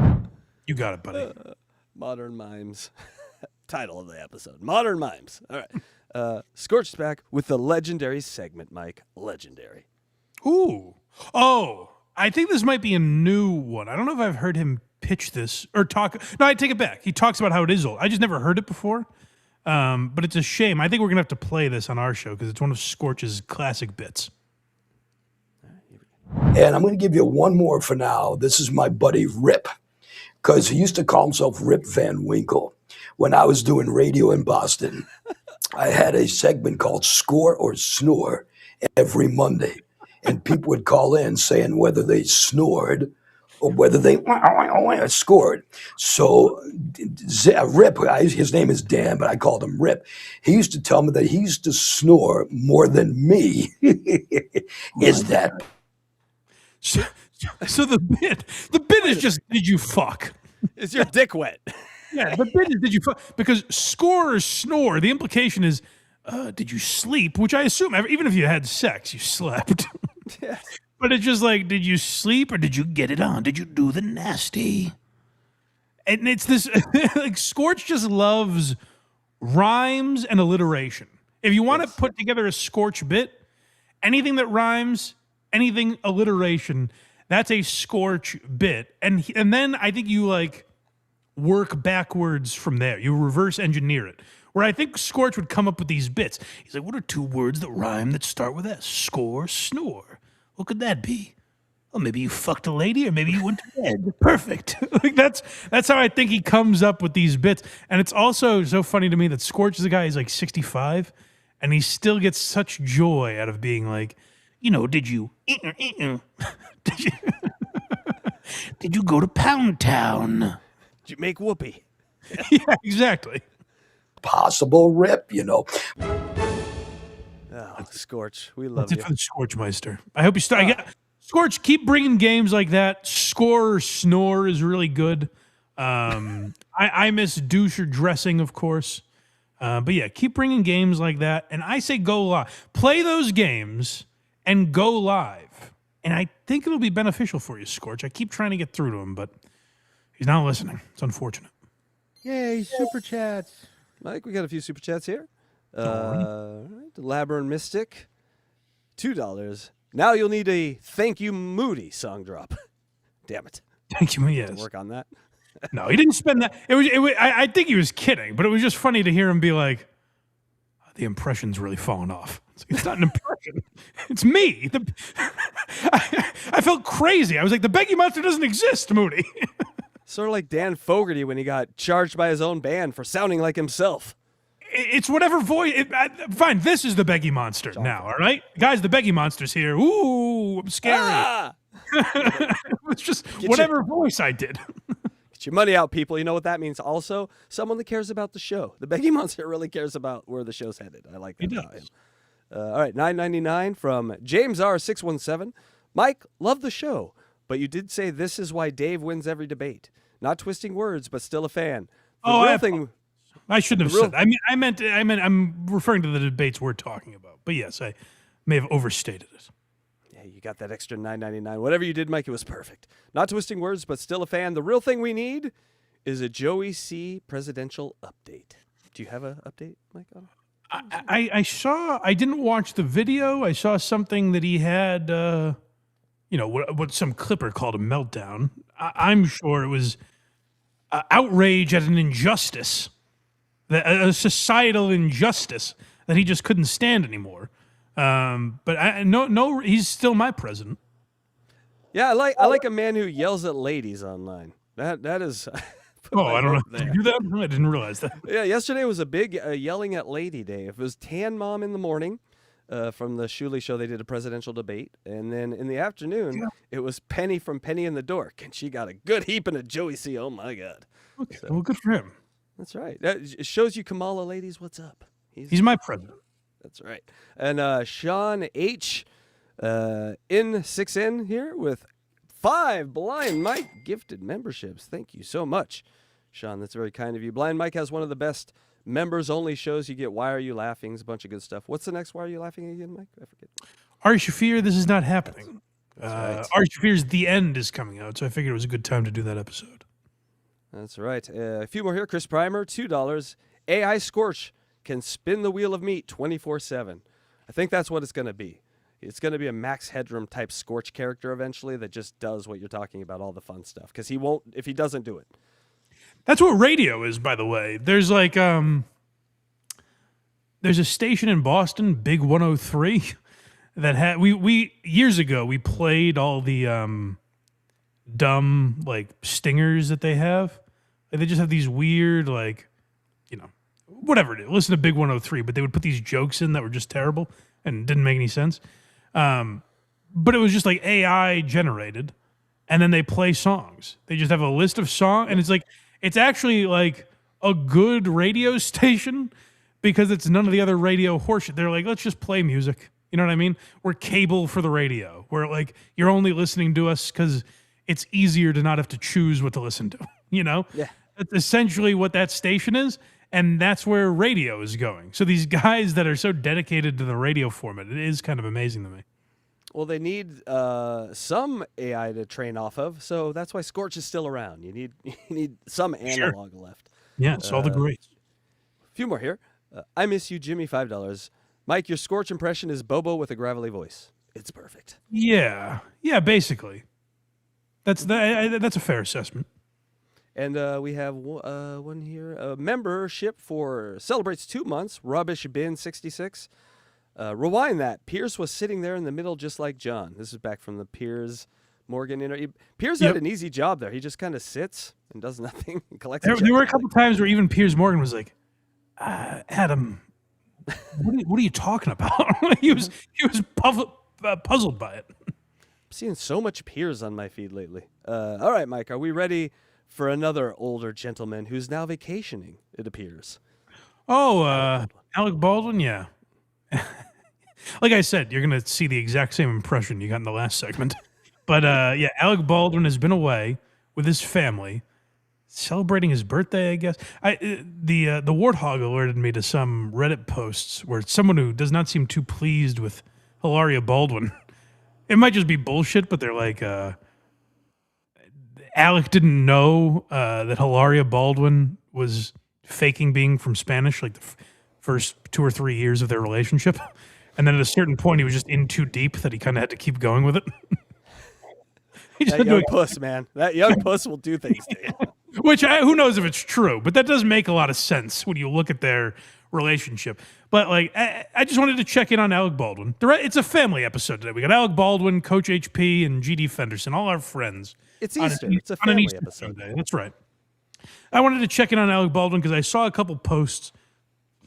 And my favorite thing about Alec Baldwin that I haven't seen a lot of other people pick up on is just his mental health. It seems like he comes to us because he has no one else to talk to. Like, I think he's exhausted with his family, so he turns to us for support, and that's why he makes these kind of Instagram videos. Yeah, I apologize. There's a big wind factor here, but you can hear him. Let's go. Which one? Is this the palm tree?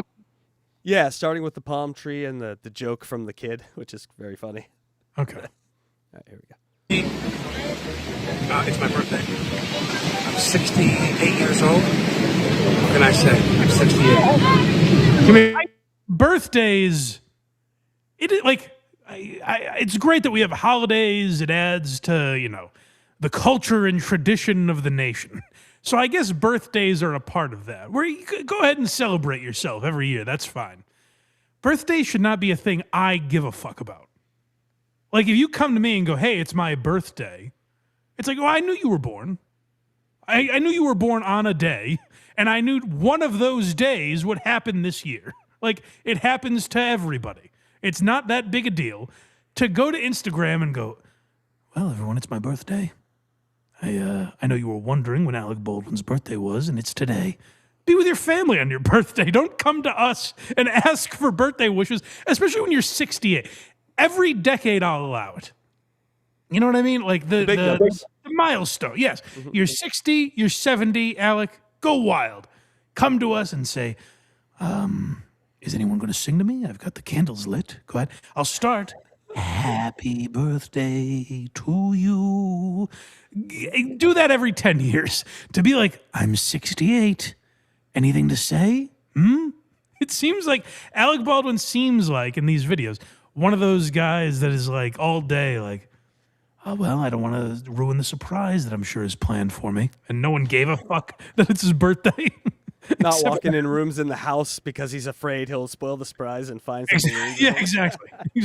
I don't want to ruin what you guys have planned, but I do like ice cream cake. It is the best cake after all. I hope I can leave this chair today. I'd like to walk around the house.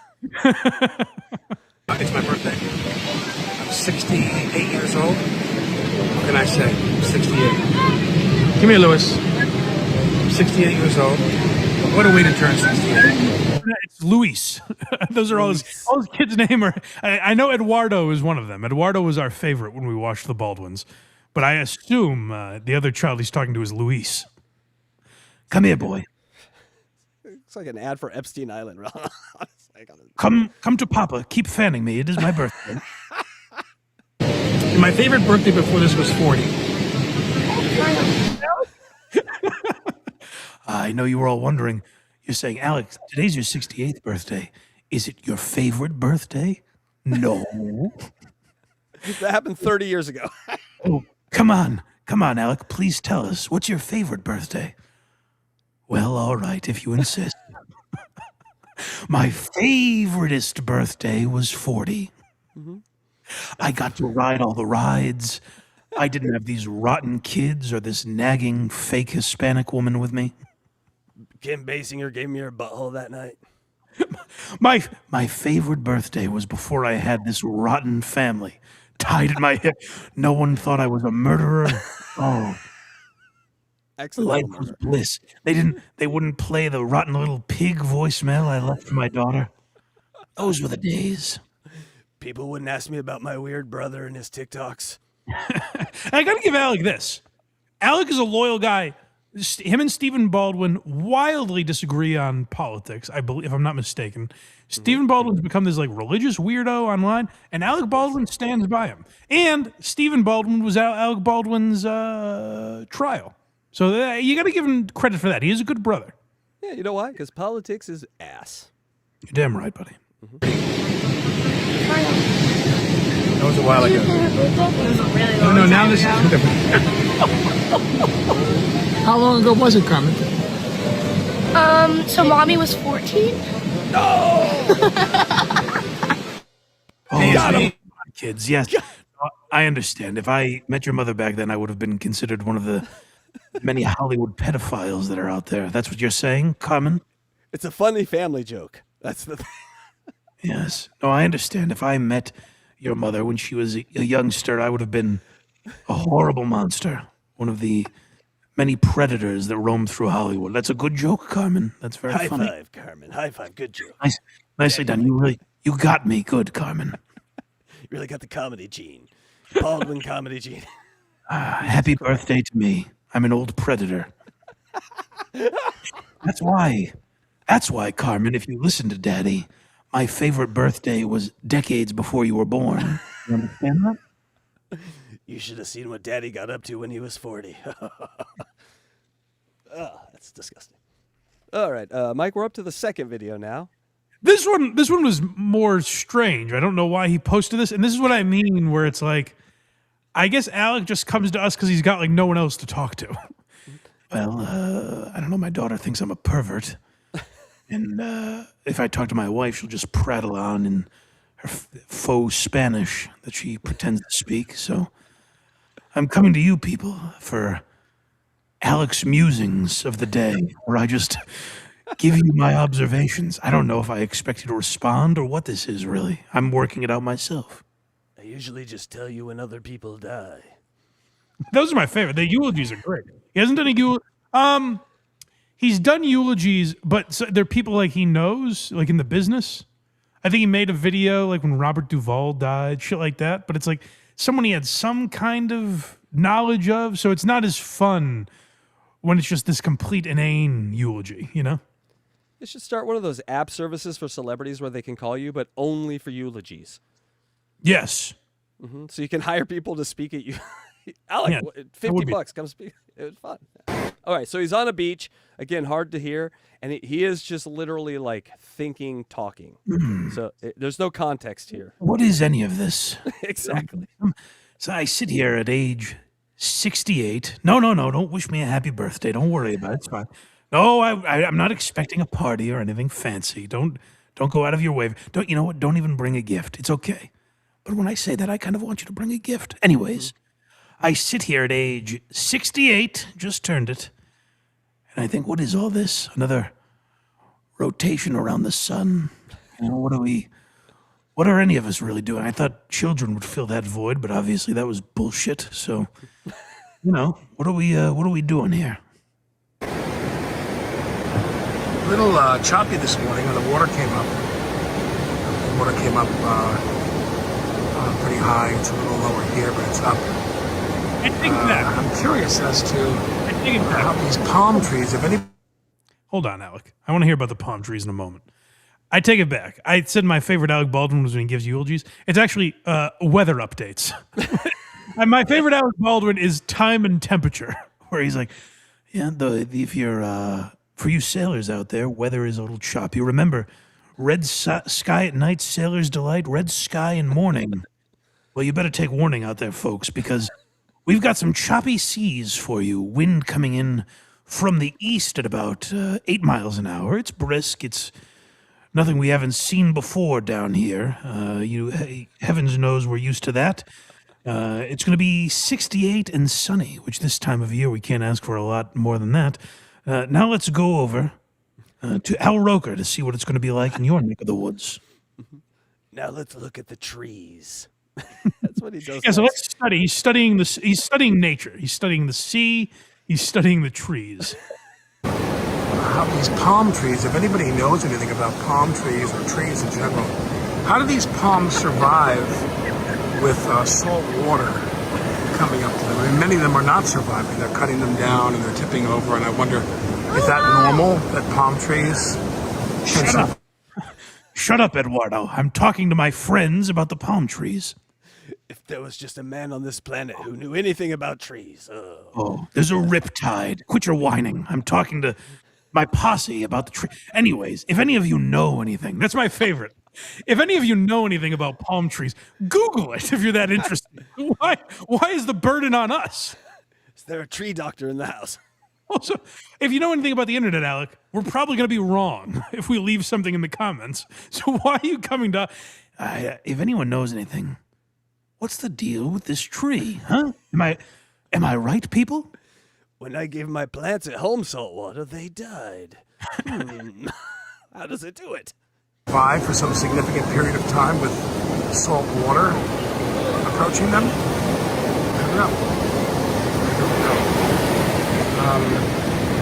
But this morning, a bit active, the water, very choppy. The water's active. Came up high onto the beach. In fact, there was no beach. My shins are wet. I usually... I guess I'll tolerate it, but anything above the knee I don't really care for. Then it kind of ruins my day. Then I'm sitting in wet shorts. And who wants that? And his kids are yelling in the background, and he's just like...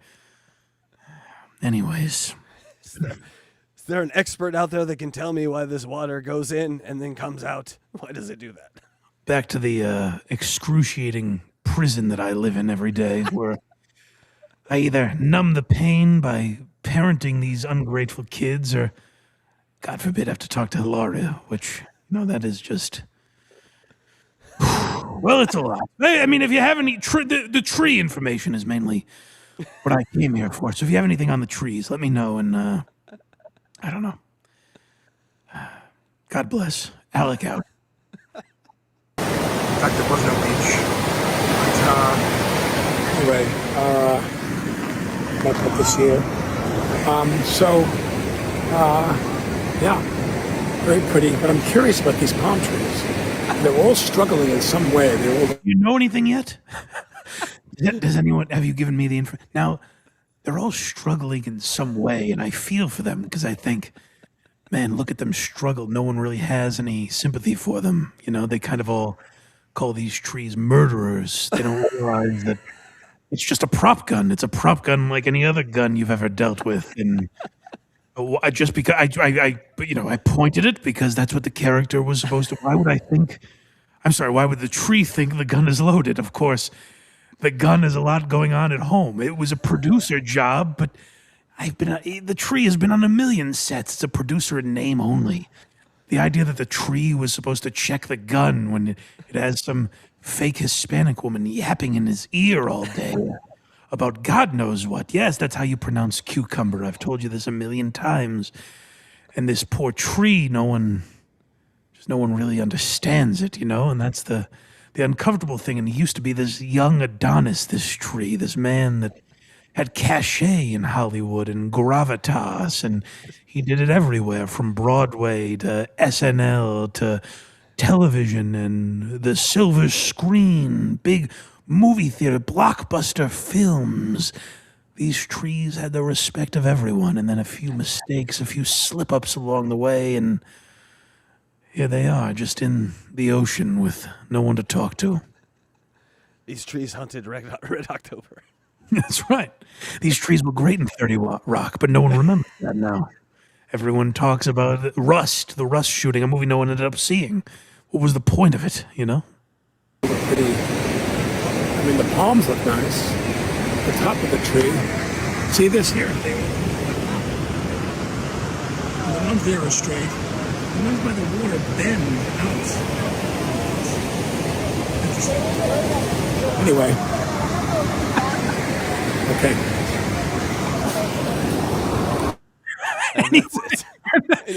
Anyway. And then he just looks over at his family like I've got to get back to this. Anyway, Chris Benoit. Bye, guys. I hope you guys are doing all right out there. Just stay strong and get back to me with the tree information if you know anything. God bless. That is either the Poor Alex. That is the saddest man I've ever. Scorch is less sad, and he has no place to live. Hey, and can you believe these housing prices? I mean, some people make $10,000 a month, but they're not good people. My God. If you're 68 with that level of kids around you, I mean, also if you're the daughter of the woman he killed and you're like watching the frivolity that he lives his life with, I don't know if you want to see that. Well, I've always felt bad for Alec in this, because like I was making a joke in the rant that I did, but like it was a fuck up. It was someone's fuck up on his part. Even if you want to say like his fuck up because he was a producer of the movie, like that's a lot to carry just for showing up to work on a movie set. You just leave that day a murderer. Like that's pretty fucking crazy. I have compassion for Alec in that sense, and also I have more compassion for him for his home life, as you can tell. That's obviously weighing on him a lot too. But if you're the kid of if you're anyone involved with that and you're like, the trees, I don't know, I don't get it. You're like, why is my mom gone and this idiot's still fucking here? God damn it. What is any of this? Yes. Oh, life is so funny. All right, Mike, we have any? Yay, super chats. All right. Labyrinth Mystic, $5. Score or snore could work if it was like guess the noise.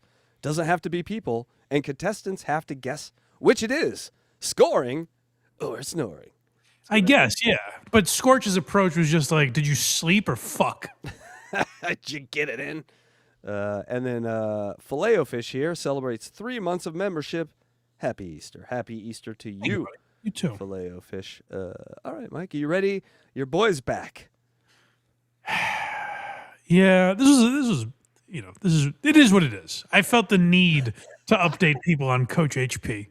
It's really only for me. No, right. Most people, easy, Coach. Most people don't enjoy it, but I've been wondering where he is. So you either sit through it or don't. I don't give a shit. Where has this man been? It's been a void in my life. So I wanted to hear. I guess I wasn't the only one wondering, according to Coach. There's been mass hysteria. Where has Coach HP been? And he's going to address that. Mike, do you want to give people like a little 1-minute update that have never seen Coach HP? Because there's a lot of new people to your channel here. Yeah. So who is Coach HP? We have a playlist that I think sets it up pretty good. We have a Coach HP playlist on this channel. If you want to find all or most of the times we've talked about Coach HP, we discovered him because he interviewed Brendan Schaub, and he broke down weeping. And said, it's amazing to have one of the greatest men, one of the greatest members of human society in front of me. I'm now realizing my Alec Baldwin is kind of my Coach HP also. Score, I only do one voice. That's just all I'm saying. But and Coach it's amazing, Moody. Fuck off. Coach HP. Yeah, they're all the same, Moody. I'm not fucking Dana Carvey. I'm sorry. Michael Geary Winslow is what we call him. Right. So Coach HP wept after interviewing Brendan Schaub, talking about what not just a great comedian, but a great man he was. And then I said, there's something here. I wanted to follow Coach HP through the rest of his career. And we found out he brands himself the most positive man on the internet. And it appears to be horseshit. It's not like you can't just be, this is not a positive guy. Oh, you're the greatest. And give me any, so Casey, you're the greatest. What are you doing today? What's a show you're doing, Casey? I'm not doing a show, but I'm going to work on some music today. Oh, I'm sorry. You're doing. I got ahead of myself. You're doing music. That's what I meant. I meant your music is great. Like you can't just spit out anything is the greatest and be the most positive man. There has to be some level of substance to it. That's why like Gary V is like bullshit because whoever he encounters, it's like you're the greatest. Keep doing. Keep trying what you're doing. Eventually, it's going to pay off. It's just empty horse shit, and that's what Coach HP does. He's branded himself the most positive man on the internet. In my experience, I think he was going to be not so positive with me when he found out, when he found some of our videos. So I don't know if that holds true in his personal life, but that's who he is. And this is an update on where he's been. He's disappeared for a few months. He hasn't been making a lot of videos lately, like the last year. We kind of thought we ran him off the internet maybe, but he has a different story. All right, what's up, everybody? It's your coach. So a lot of people have been reaching out like, Coach, did you die? Did you fall off the map? What are you up to? Where have you been? No posts, no nothing, very few stuff, this and that. So let's get an update. About 2 years ago, I made a choice. We made a family choice, but I made a choice to go all in on something that I was kind of doing already with friends. This makes sense and everything. I made a family choice. I said, family, this is the choice we're all making together. And also, he's like, I made this decision 2 years ago, and I was already doing it. It's like, okay, so it's not a decision you made, but continue. Go all in on something that I was kind of doing already with friends, some with clients, some with athletes, professional athletes, comedians, entrepreneurs, stuff where I help people with their mindset and what they were doing and how I can help them with my experience, my way of communication, my way of looking at life, my experiences. And I made a change. I made a move. I made a commitment to do something. And it was the hardest thing I've ever done in my life. I'm a person that's always shown my journey of doing stuff. I've shown my mistakes. I've shown my successes. I've shown why I think I'm the happiest guy in the world, no matter what happens to me. I like a guy like that. I like a guy who's like, it's kind of brave of me. I've always shown my journey. It's like, no, you're an attention whore. You're not someone who's being scrutinized in the public eye and has been very open about it. You're begging for people to pay attention to you. It's like, isn't that brave of me, guys, that I've shown everything I've ever done and begged for attention? It's like, no, you want attention. You interviewed Joe Rogan's table maker because you hope that it would get you on the Joe Rogan Experience. Like, you want people to notice you. It's not brave. It's a different characteristic. It's something. It's not nothing. But I don't know if bravery is exactly the category it falls into. It's a very simple test here, Mike. Do you own the camera that you are currently talking to? Because if you do, then you're a starfucker. If not, then someone's watching you. Coach HP is a 15-year-old girl that has had wanted every emotion to play out on the internet so that you go, oh my God, I love this guy.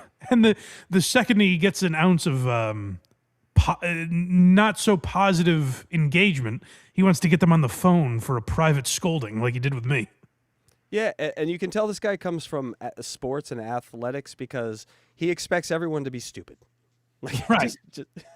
Yeah, well, here's something that's worse than Gary V. Like, Gary V is just a completely vapid guy who goes on and tells everyone how great they are. But I'll give him this. He's pretty good at it. He's engaging. I'm sure if you met him in person, he's charming. Like, he seems like that type of guy. He's good at making people believe that he cares about them and that he's trying to instill some motivation in you. Coach HP does that, but he's bad at it. Mm-hmm. That's an even worse kind of that guy, is someone you can completely see through that is inspiring nobody. Like, at least Tony Robbins and Gary V and these people, like, it has an impact on some people who need it, and that's something. Coach HP is doing this grift, for lack of a better word, and not getting through to anyone, which is even worse. And this was the most difficult thing I've ever done. So my wife, I feel, is the best at what she does, not also being a wife and a mom, but being a behavior analyst, legit one, coming from the mental health field. She's a beast. She's amazing at that. And we made a choice to get me to officially be part of that world and get the credentials. I decided my wife was the best at what she does, and I wanted to steal some of that from her. I was talking about this the other day. I forget where this came up. But I was talking about Akash Singh's wife. And I said it's a strange trend in podcasting where like the wife or girlfriend of someone is like, "Hey, you're a good podcaster." Me too. I mean, that means so am I. Like, you're good at this. That means I'm going to start a podcast and be interesting. Like, it's a strange instinct people have. I guess it's because it's something people think they can just do. You know what I mean? It's like, oh, well, I talk. I've been funny. People have laughed at things I've said or been interested in things I've said. I could just do that. It's, you know, kind of the next level of ego to do that with therapy. Or what did he say his wife does? Mental health shit. So whether she's a therapist or she's a social monster. worker or something, she does something to help people. And Coach HP is like, I'm calling dibs. That's my thing now. It's I fake helped people. You're real helping people. I want to real help people. Can't you just help people? You're a baseball coach. Do that. That helps people. You were helping kids. Just do that. You also have to do my thing now. And it's like, all right. I'm sure his wife is a good person. He's like, I'll support you through this now. But it's like, no, he just said himself, he's like, and this is how you know he's a completely empty guy, or his compliments are empty, I should say. Where he's like, my wife is the best. She's the cream of the crop. She's the best there is in mental health. She helps so many people. She's a beast. And I said, I can do that. It's like, well, then you're not that impressed by the best, or you actually think she's not that good and you could do a better job. The only thing wrong with her is she needs a better boss. So I will be her boss now. Yeah, there's not a man keeping her in line there. That is why I will step in. She takes too long in the bathroom sometimes, so I have to step in now. Get me to officially be part of that world and get the credentials, get the board thing, and all these things. So 2 years ago, a guy who hasn't been in school probably since the early 2000s, and was super happy not to be in school, decided to make a move that involved a lot of studies, a lot of reading, a lot of things that have nothing to do with things that are right up my alley. Third adjective that I cannot think of right now. I'm changing the title of the show to Things. A lot of things. I love talking to people. I love helping people. I love winning friends. I love the art of just making people feel good and communicate. That's like my natural thing. Hey, that doesn't mean you're a therapist. I'm sorry to tell you. I'm a natural communicator. You know, these thingies. Listen, we live in a time where people are told they could do whatever they want. And that's great to an extent. Like, everyone should try whatever they want. But if you're a baseball coach and a baseball player for the first 45 years of your life, maybe just do that and be good at that. And maybe make your online videos if those get to people. Don't go, oh, my wife is a therapist? I'm a therapist. I call therapist. That is also my thing. I'm good at that now. It's like, no, just do the things you're good at. Like, you don't have to hop on your wife's career now. And by the way, being positive doesn't mean you're a therapist or a mental health expert. It's the opposite, actually. Often the opposite. Sometimes people need tough love. Sometimes people just need you to analyze their thoughts. Sometimes people don't need any sort of positivity or commentary or twisting in any way.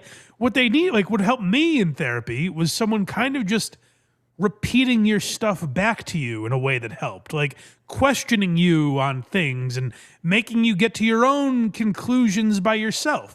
Therapy is not going, you are the greatest. You're the greatest man who's ever lived. What do? You're a firefighter? You're the best firefighter. Oh, you were kidding? You're actually an insurance salesman? You're the best insurance salesman. Oh, you're actually a welder? You're the best welder. Like, there's no method to what Coach HP does. He just says you're the best at everything. He told Brendan Schaub he's the best comedian and podcaster. Like, that's a career ender right there. He told David Lucas he's the best young comedian performing. Like, you're not positive. You're a liar. You're lying to these people, Coach. I had a meeting with my wife, and we determined that I am also going to get breasts, and they are going to be bigger than my wife's. And I decided to do something that has nothing to do with any of that. I couldn't talk my way out of a bad score. I couldn't talk myself into a degree. I couldn't do what I call ground level, is win people over. None of that mattered.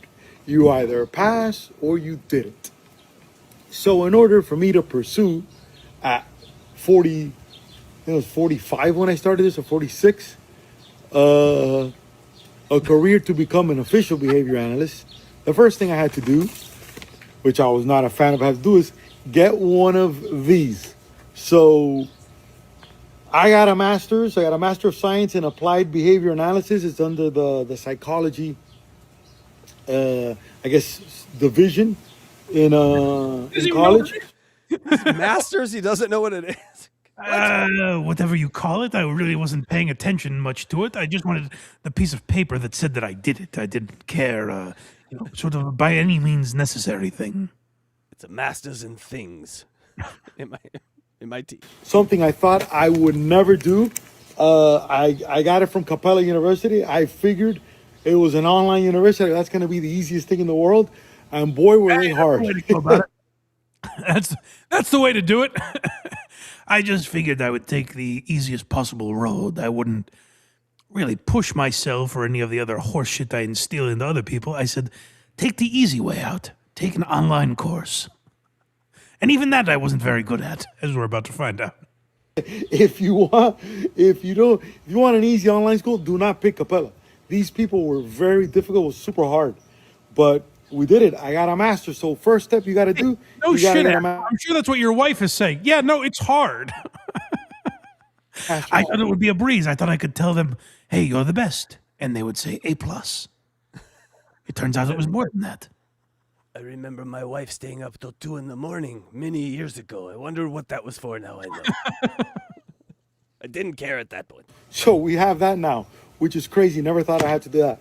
I also had to have a couple thousand field hours of supervision doing ABA stuff, which I got. So 2 out of 3, we were great.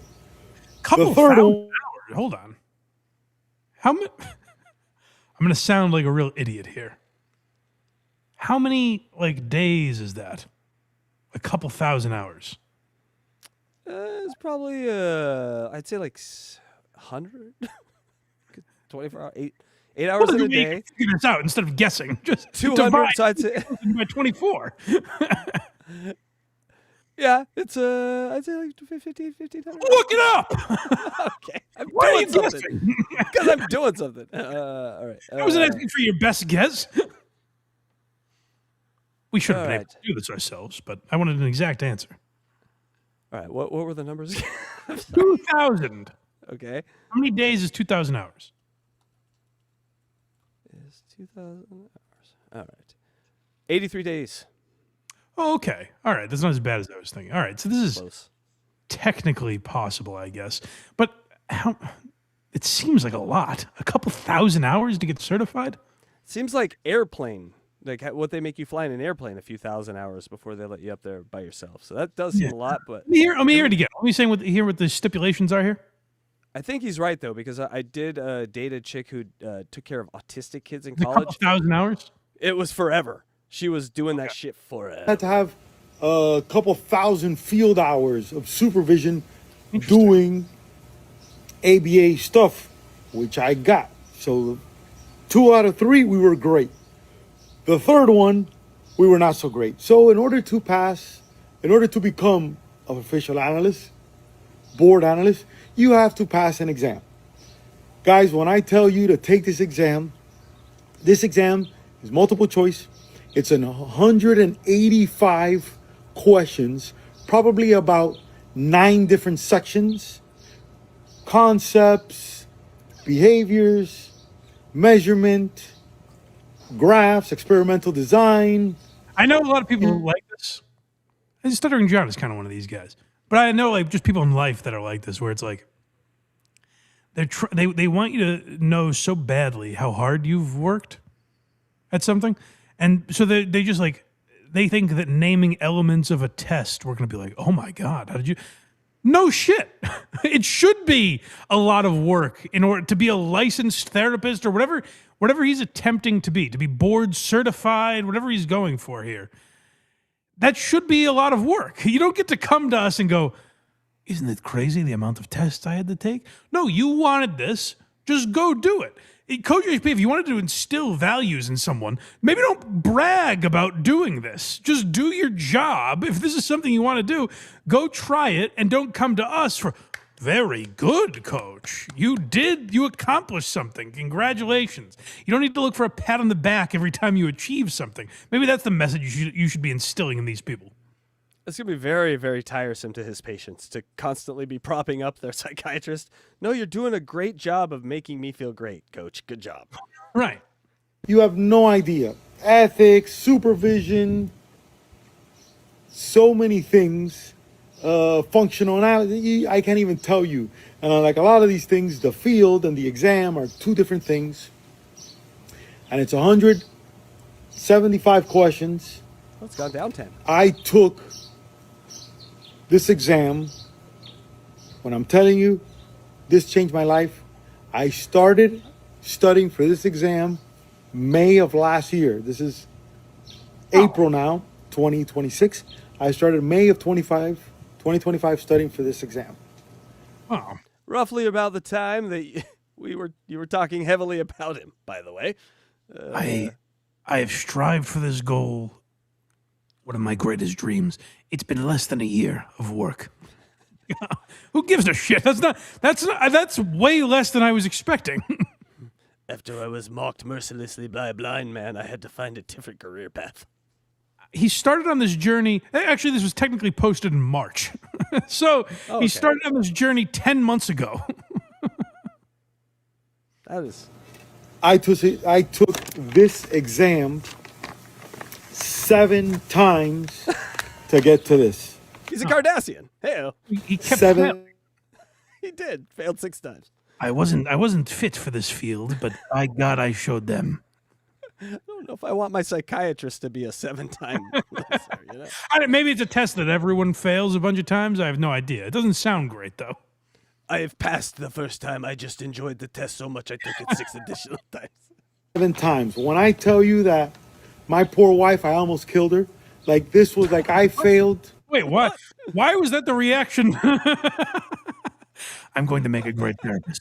I threw a temper tantrum that almost led to me murdering my wife because I failed the test so many times. Would you like to be a patient of mine? She called and they failed me the 8th time for threatening her life. I almost killed her. Is that like a language barrier thing where he fucked up an expression or something? Like I failed this test so many times that I almost murdered my wife. I don't think that's the expression you're going for. Maybe he's talking about murdering her pussy, Mike. Maybe he's so mad he's just like, I'm gonna fuck my wife tonight. I guess. Trying to help you out, Coach HP. I failed the day before Thanksgiving, which I know I ruined Thanksgiving for sure. It was stuffing didn't taste the same. Who's gonna be a great therapist? The bird. Dad, why are you pissing on the turkey? Please. The yams, they taste like failure. Smash it, throwing the mashed potatoes on the ground. You call this gravy? We have nothing to be thankful for. This is a terrible holiday. I feel like an Indian as the pilgrims take our land. Most difficult thing I've ever done in my life. When I tell you that my mindset got tested, I spent for probably 8 months. Because another thing is, when you fail this exam, they put you in timeout for 30 days. Yep, 30 days. You cannot retake it for 30 days. So I pretty much lived. Crazy. What would you think the timeline would be? That seems relatively soon. You can just take it every month and keep failing. When I failed, I asked for an immediate retest in that moment. They said no. Yeah. When would it be? Give it to me again. Give it to me. Oh, I got the same score. Damn it. Now I'll put all different answers. Lived at the library, studying every single day, leaving to pick up the kids, leaving to hang out with them, but studying every single day till I finally got this thing. But the good news is I was either going to pass or I was going to be I didn't have to ruin Easter. we were a week away from me destroying Easter. Christ was saved. First Cuban that died taking this exam. We did it. So now around this, this seemed to be very life and death. When it's just like, I don't know, is that Coach HP's message? When you fail at something, just commit a felony. That is that is, as your therapist, that is my advice. Yes, you find your wife who did it before you better, and you take it out on her. It was kind of already her thing. You might think, why am I impeding in her territory? Just let her have this. You already take so much. Obviously, you're a bit of an attention whore. Do you really need this too? But no, keep trying, and then eventually you'll have it. She wouldn't even give me the answer key. Now, what's the future, which is always the best thing. Now you're going to ruin people's lives. Congratulations. The future is I get to legitimately help people find success. So you were illegitimately helping people. Very good point. He was going to do the same shit he was doing. He's not taking on patients.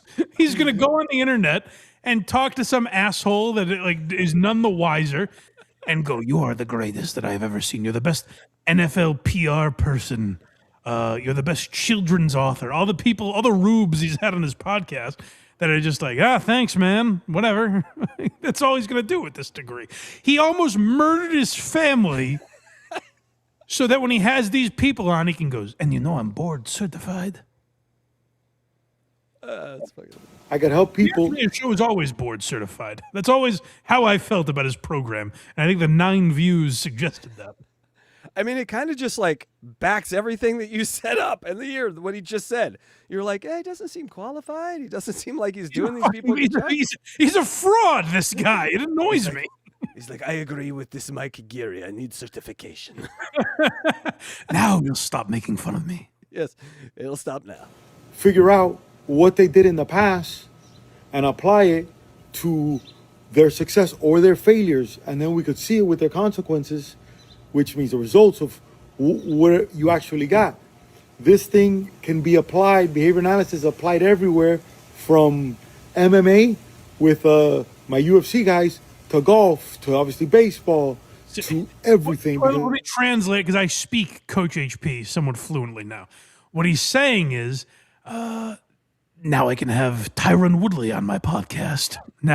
Now I can have Aaron Judge on my podcast. Now I can have Rory McIlroy on, and I can tell them how great they are, and they're hearing it from someone who's board certified.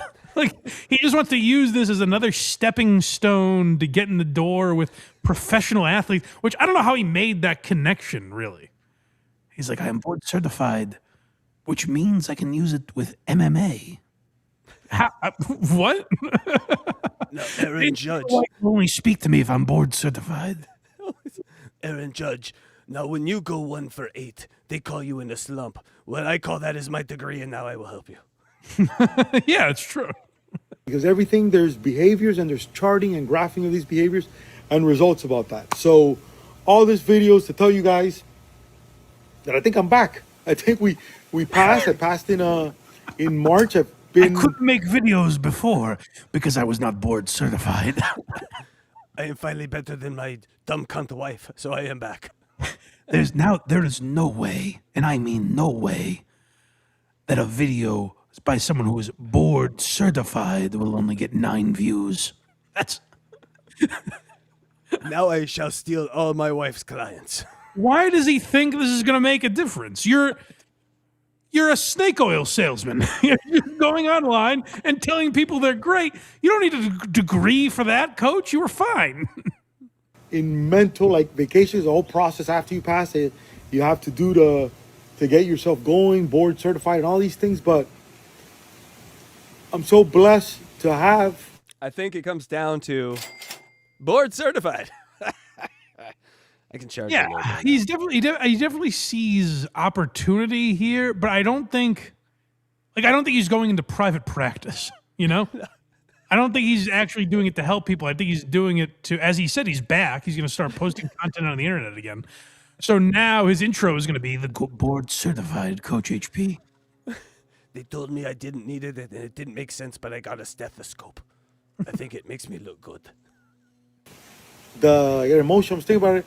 The wife that I have, the kids that I have, and to be in the situation that I'm in now, where now, as a professional book...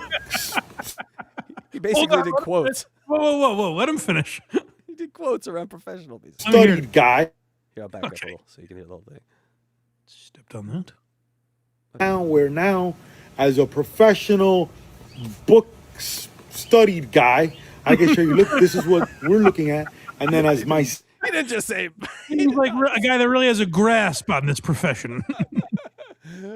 That's the funniest thing you've ever said, Coach. You laughed at me before, Mike Geary, Geary. Would you laugh at the professional book-studied guy? You'll think twice now. Myself, a guy who's a blue-collar guy at the end of the day and a public school guy and all these things, but I've been put in such great... By the way, this is, again, patting yourself on the back for nothing. Plenty of therapists went to public school. Did they all? Who thought? No, I'm sure plenty went to private school, but like the idea, oh my God, you got board certified? You're a therapist? And you went to public school in a white suburban town? Oh my God. I went to public school. Can you believe that? We had Flag Day. Rooms and conversations and interviews and stuff, and I get to share with people what has worked, what has worked for others, what hasn't worked for others, both on and off the field and any kind of field. So thank you again for those of you that knew that I was doing this. You're welcome. Especially with Easter Sunday coming up and Good Friday tomorrow and all these things. Can't do anything without God. The test was in March. A lot of great things He's done in my life. A lot of great lessons I've learned recently that will continue to shape the person who I am. But I hope this inspires somebody to... If a 47-year-old guy can do it, why can't you? Why can't you? Just go. Don't worry about it. Because he wasn't certified. Who before was thinking about becoming a mental health specialist and going, I don't know, could like a 47-year-old baseball coach do it? Probably not. So what's the point of me trying? No. And then you see this video and you're like, oh my God. I was wrong about everything. It's so possible. I never realized. Could we now hire him because he's professional? Could As we a therapist? Yeah, to speak with the others. So we send him to Scorch. We send him to Alec Baldwin. We just talk to all these people. That's exactly what these guys need. Someone to tell them how great they are. That's what that's what they all need. Scorch would be amazing. Like I've always said, when you're attacking, when you come up with a goal, you don't look to the left, you don't look to the right. You get the knife, you put it in your mouth, and you just attack, man. You attack and you go forward. And I was right about a lot of things. I was wrong about some things. Wasn't intentional. And you stab your wife and you ruin Thanksgiving. That is, I always preach that. In the therapy office, those metaphors are going to get kind of dark. Like, Doc, Jesus Christ, I'm not that bad. Now we're moving forward. So I wish you guys the best Easter weekend. Thank you, buddy. Love every single one of you, obviously. And to a new chapter. And continue to be the most positive person on the internet. It's your coach. I love you guys. It's again kind of putting that label on himself. Why can't I be the most positive person on the internet? Yeah. You know what I mean? It's this thing of kind of putting himself above everyone that he doesn't realize is kind of contradictory to everything else he does. I'm more positive than all you fuckers. No one is as positive as me, even though I'm kind of ripping off a thing a lot of other people do. I'm glad he's back now. I got to say, I like this version. That's the main reason I wanted to play this today. Is not that I'm that interested in his board certification. It's more that maybe now that he's board certified, he's finally going to start making videos again. So that's very exciting. That's all right. Well, Yay, super chats. It's time for one of them. And we do have a little discretion in the super chat we'll get to here. The Adam Drunk Witch Files, $59232 says, thanks, Mike, for chewing the shite with us. Happy Easter. You got it, buddy. I've got it. So I've got to go to my family's after this, and I figure the more time I kill here, the less I spend there. You know. What a choice, GD Fenderson or the family. That is a real rocket. I'm like Alec Baldwin. I'm like, I don't know. Anyone know anything about palm trees? Let's kill 5 minutes. Why the salt water doesn't kill them? What's happening there? Live fast, digress. $5. I don't know who's modding your chat, but consider all my subscriptions to BMP cancel. No one's modding the chat. YouTube mods the chat. We don't mod the chat. Electra's asleep, and I'm here. So what did he do? Well, what is this about? What's happening? Okay, so that's chapter 1. Chapter 2. Same gentleman, live fast, digress, or lady. My apologies. It was a glitch. Now I get to digress. It was just a glitch, Mike. It wasn't us. Well, but I don't understand. What did he think was happening? You don't have to subscribe, sir, if you're not interested in the content. You shouldn't subscribe if you're not interested. No. What did he do that was making him hold his subscription over our heads? What did he think happened? I'm not sure. He did not. Go ahead and send another super chat and let us know. But it was nothing we were doing. Sometimes YouTube gets really fucking picky. So I actually a couple weeks ago went into the settings and just looked, and nothing's picked. It's not moderate. It's not like your moderation is set as 0. So everything should come through except for like the nasty words, you know. Sometimes we get comments that are like, "Why are you deleting my comments?" And I'm like, "Well, I see this one, and I'm responding to it." So I don't know. Electra and I both thought at one point, and we were going to ask you about this, if we could like screenshot that and then show your chat just to see what YouTube does. Because sometimes when you're modding these chats, it's every other one, and it'll be like a pixie or just some random word like river, and you're like, "Why is this blocked?" And you have it makes 0 sense. But I want to show chat that just so they know, you know, we're not moderating. Wouldn't get we're lazy over here. But YouTube is strange. Yeah. But also cunt. They allow it. It's weird. All right. And then we got who, what, why for $5 here. I thought my comment was deleted too. Look how much money you made of that glitch, Mike, though. Yes, it's our little money glitch. Quite all right. We got. I appreciate that. I hope the glitch doesn't keep happening. Mm-hmm. Hamilton Burger with his dirty Canadian money here, $2. Coach HP wants to help Rogan's table maker as a pro. You know what? That might be the one you should. The Brendan Schaub one is great, and it's the first. So if you want to go in order, I would watch that first. If you go through the Coach HP playlist, but I think they are in the order. I think they're in the order of like most views or something, because a lot of those Coach HP videos no one has watched. So maybe start at the bottom if you want. It's a desert and that's viewed. Yeah. But I think my favorite is Coach HP interviews Joe Rogan's table maker or whatever it's labeled. So consider watching that. That's a great one. Yeah, we got to get him with more people, and the lower the person is on the totem pole, the better. That just makes it funnier. Yeah, that's when you see him. If right now it might seem like I'm just ranting against a positive guy on the internet. If you watch him interview someone, I think it'll open your eyes to what exactly I'm talking about. Exactly. Who, what, why? Again, $2. Is it just me, or is Coach's wife holding him back? Totally. She's a real bitch, that lady. Has her own life and career. Saved hundreds of lives at this point. Last one here. Dang Lizard. The Great Dang Lizard. €5, I believe that is. Coach HP got crypto certified at the Jerry Banfield Udemy Academy and showed us all even he can fall for other scammers. That'd be interesting if... That is interesting. He did get scammed out of the college degree thing. Like, he got scammed. I mean... Oh, probably. Yeah, because he can do exactly what he was doing before, so he basically paid for nothing, just to show up his wife. That's where you're wrong, Casey. Someone has a lot of Ethereum for me, and all I need is the password. They just need the keys to my wallet, and they are going to send me a few Ethereum, which is going to be a nice payday for me.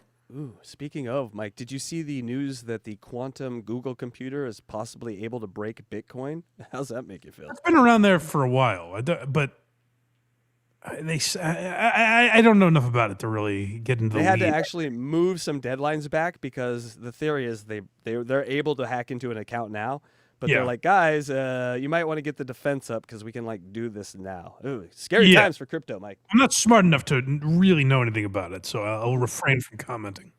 That's why I just buy the meme coins because they're a joke anyway. But Mike, speaking of jokes, let's see how much you hate your family. GD Fenderson time.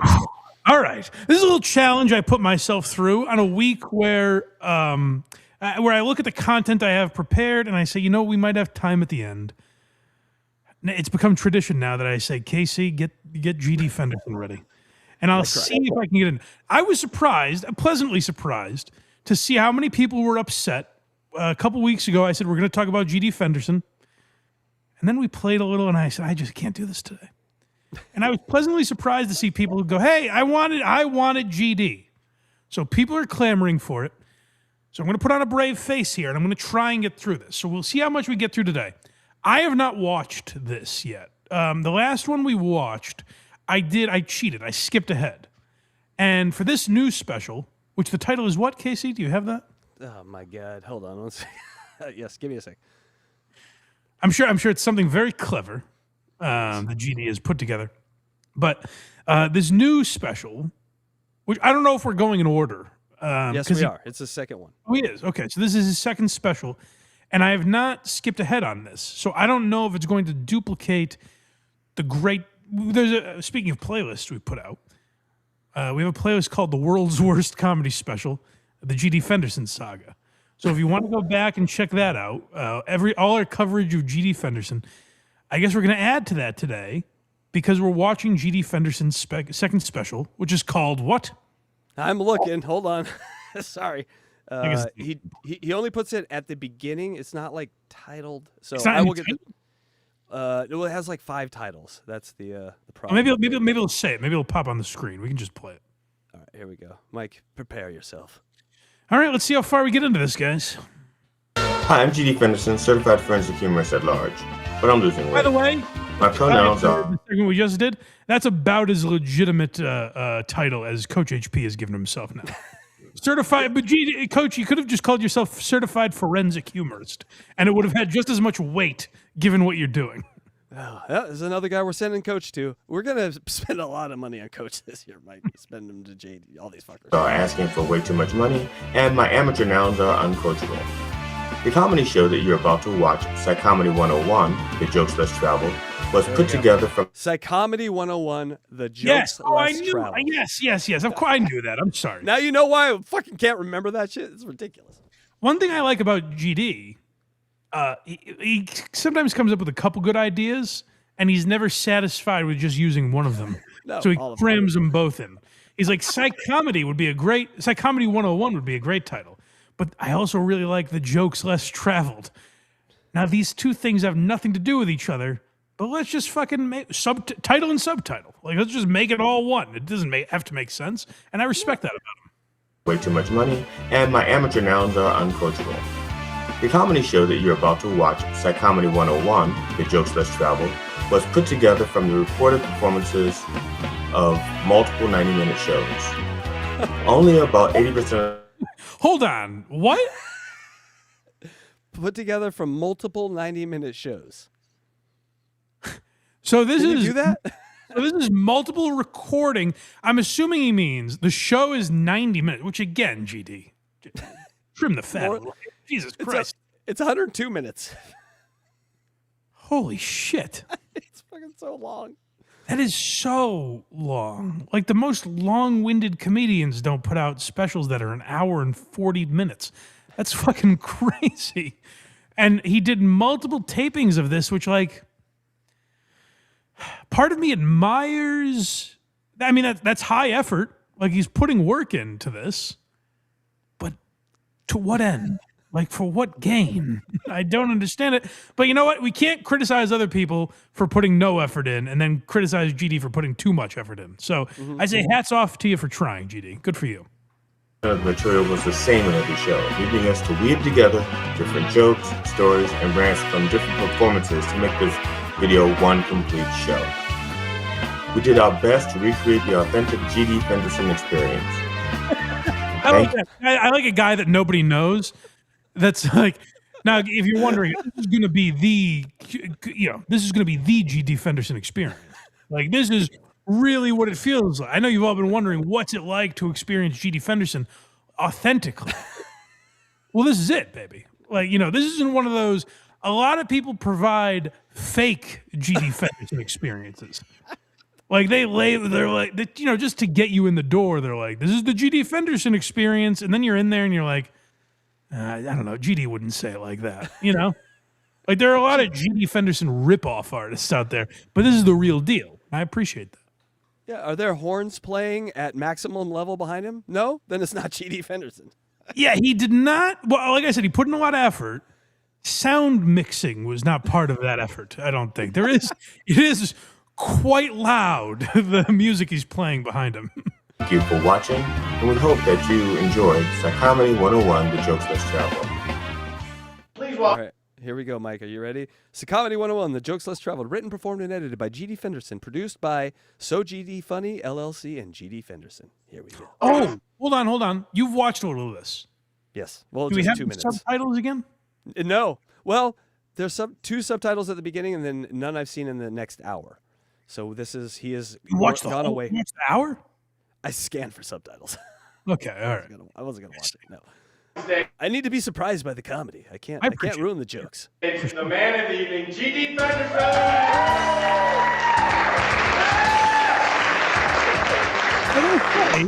I mean, maybe he brought them. There's people there, much like the last special. Mm-hmm. There's people there, and they're excited to see him.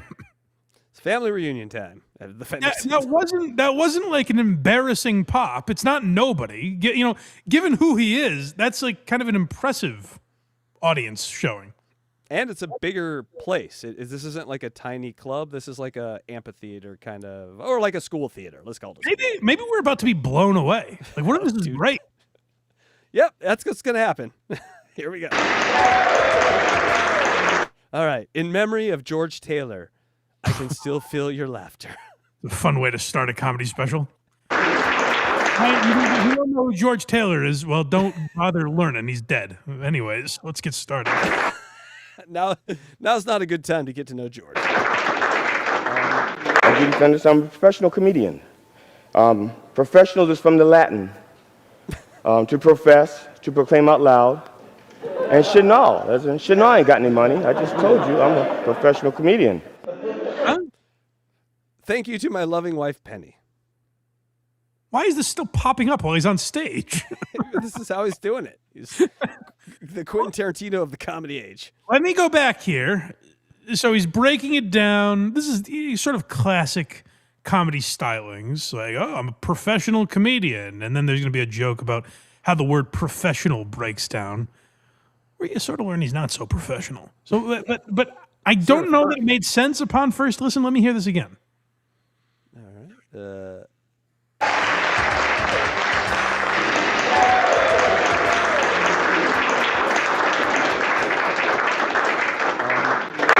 I'm a professional comedian. Mm-hmm. Professional is from the Latin. To profess, to proclaim out loud. And Chanel. Chanel ain't got any money. I just told you I'm a professional. What's he saying? Chanel ain't got no money. Is that like a name? I don't know, Mike. Yes. So professional comes from profess, which is to profess that Chanel ain't got no money. I would be like, yeah, I'd be like, I ain't got no money from that Chanel shit. Like, Chanel ain't got no money. So you're professing Chanel ain't got no money. I'm a professional comedian. I profess Chanel ain't got no money. Comedian. Okay, we don't need timestamps. We don't need them. You got this. You got this, Mike. No comedian.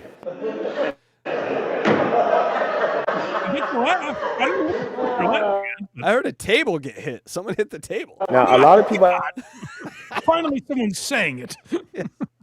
Ask me, where do I get the courage to do something like this, to talk in front of people, to try to make them laugh? And aren't you nervous? Aren't you scared? I say, yes, I'm nervous. I'm nervous every single time I do this. Every single time I get up here and I try to make people laugh, I get nervous. But I have a very, very supportive wife. And every time she sees that I get nervous, Penny says, wait, relax. Is that you? Go back. Nope. Was that on our? Nope, that's his. He said his mic cuts in and out every once in a while. Looks like, but he said my wife Penny said, and that's where we are now. Okay, if you can go back just 5 seconds, I want to hear that again. Where he leaves in. This is recorded over multiple recordings, and in the first minute we have an audio glitch. Just a couple of them so far. Yes. Says, relax and remember. Got to go back a little further. Sorry. Single time I do this. Every single time I get up here and I try to make people laugh, I get nervous. But I have a very, very supportive wife. And every time she sees that I get nervous, Penny says, relax. It almost does sound like he dubbed in Penny. My wife, Penny, says. Okay, so thank you, Penny. Penny says relax. Mm-hmm. And remember, the audience is on your side. They want to laugh with you. And then Penny continues, and Penny says, so, if you make a mistake, just lean into it, because they don't know your material. Maybe that's why. Maybe that's why the mistake is in there. It's all, it's meta. Oh, he leaned into it. Lean into the mistake. Okay, we're going to edit this. GD, we're going to edit this out. No, we're going to lean into this. Leave it in. Yeah, I like that, GD. That's commentary. For example, my wife's name is Carol, not Penny. No, we got it. You didn't know that. No, thank you to my loving wife, Carol. My bad. Yeah, but the audience doesn't know he did that. We all know his wife is Penny, and now it's Carol. Damn it. No, but the audience doesn't see that subtitle. No, they don't. The joke is my wife. Go back. The joke is my wife Penny tells me to relax, and the real joke is my wife's name's not Penny. But you're the one who said it was. I don't get this. It's probably on us. Let's hear it again. You're not certified, Mike. You're not certified. You don't get it. Right. Says, relax. No, and you gotta remember. Back further than relax? Okay. Yes. Yeah, we need to hear how he sets it up. He introduces his wife. Okay. Oh, Penny. I'm sorry. Shit, no, I ain't got any money. I just told you I'm a professional comedian. All right. Thank you to my loving wife, Penny. But take that out. The audience doesn't see that. No. The audience doesn't have any idea that's on the screen. So I'm analyzing what they're laughing at. Mm-hmm. Like, why is this a joke to the audience? You can't do this on the screen and have it pay off. It doesn't make any sense as a stand-up joke unless he's got it projected behind him so that they can all see it. He doesn't. Okay, yeah. So disqualify that. Don't read it. Wipe it out of your brains. Pretend that's not there, like I'm doing. Mm-hmm. That's the nice thing. I can't actually see it. So for me, it's not there. Act like me. That subtitle doesn't exist. Go. Now, a lot of people ask me, where do I get the courage to do something like this, to talk in front of people, to try to make them laugh? And aren't you nervous? Aren't you scared? I say, yes, I'm nervous. I'm nervous every single time I do this. Every single time I get up here and I try to make people laugh, I get nervous. But I have a very, very supportive wife. And every time she sees that I get nervous, Penny says, relax. And remember, the audience is on. He does it in this way where, like, I guess now that we're analyzing it, he's trying to trick us. But he says, my wife does it in a very supportive way. She says, Penny said, like, he's saying my wife's name is Penny, right? Yes. So the only, we know Penny is his wife because he introduced her that way. All right, continue. On your side. They want to laugh with you. And then Penny continues, and Penny says, so, if you make a mistake, just lean into it, because they don't know your material. For example, my wife's name is Carol, not Penny. You didn't know. Who gives a shit what your wife's name is? The crowd. They're laughing. You said Penny. It could have been Alice. It could have been Janet. It could have been whatever the fuck you want. That doesn't matter. The joke wasn't your wife's name. GD is not this public person where you're like, Oh my God, that's not his wife's name. Did he forget? Oh, he's talking about a different lady. What is the joke? The joke, Mike, is pencils have erasers. And I don't know the joke. I'm really reaching here. I'm not certified, Mike. I'm not certified to understand this. Yeah, well, sorry to bother you. And now thank you to his loving wife, Carol. My bad. Again, the audience does not see this. Right, and but what he's going for is like a misdirect. Like a Rodney Dangerfield joke. You know what I mean? Where it's like, my wife likes to talk during sex, so she calls me on the phone from a hotel room. Like Take that. my wife, please. Yes. Right. It's like it's a misdirect thing. But he said, my wife is Penny. Yes. So the misdirect is just, I was lying about her name. It's just a lie. Yeah, just a simple lie. Not a misdirect at all. Yeah. Isn't all comedy just lies? I think GD just takes out the middleman and just lies to you. Takes the humor out and just lies. All right. Right. Crowd loved it. I mean, I get to do this because I have a great wife, and a really good marriage. Just kidding. Carol, you know that. Her name's Penny. Gotcha again.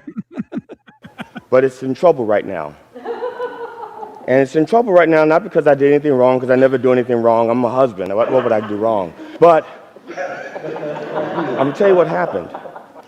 But I want to keep the identities of other people secret. So I need a man's name and a woman's name. So someone can help me. A man's name? Penny. Billy. Okay. Billy. And a woman's name? Sophia. Okay, we got that. Billy and Sophia. Okay. My wife, Carol, and Sophia are childhood friends. I mean, they've known each other since they were like little. And they've known each other forever. They're really close. They've known each other for a very long time. Well, 20 years ago, Sophia meets Billy. They get married. But now when Carol and Sophia hang out, Billy is a third wheel. And so he sits around really bored. This is a long way to go for, I'm guessing, what is going to be no payoff. But all right, let's continue. Big wind up to a bunt. Or they're like, they're having fun and he's not. Well, 18 years ago, I meet Carol. And Carol and Sophia have this great idea that since they are best friends, me and Billy should be best friends. What could go wrong? But they're clever about how they did it. Carol says to me to warm me up. What was that? The room just erupted in laughter. I have no idea. Let me hear that again. Back a little bit. I think someone farted in the group or something. It was something that happened off stage because there's no way. Could go wrong. The laugh dies and then it erupts again without him saying anything. Well, he goes, Carol, and they all go, ah! Oh, wait, no, Penny.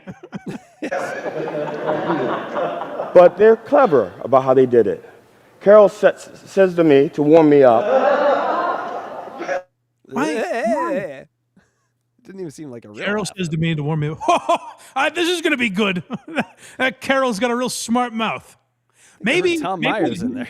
Maybe with GD's comedy, these people already know all the characters. You know what I mean? So they're familiar. It's like a soap opera. They're just catching up. Right. Like they're in on the joke. We're on the outside trying to figure things out. Well, that's not fun. She wants me to meet Billy, but she does it like she's setting up a blind date. You and Billy would get along great. You're just alike. You're so much alike. You know, he cares about the planet, and you care about the planet. Okay, you can have two people both care about the planet, but just not want to be part of each other's world. He's funny, you're funny. You can have two people who are both funny, but not think that each one is funny.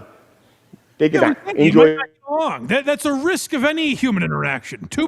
You might be similar, but you may not get along. We got it. We'll give more examples. One is tall, one is short, one is fat, one is skinny. Yeah. Each other's company. His last name is Henderson. Your last name is Fenderson.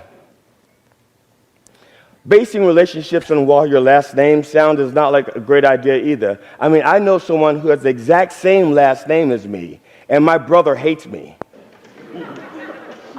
So having a That was a bit of a reach. It's not a scenario.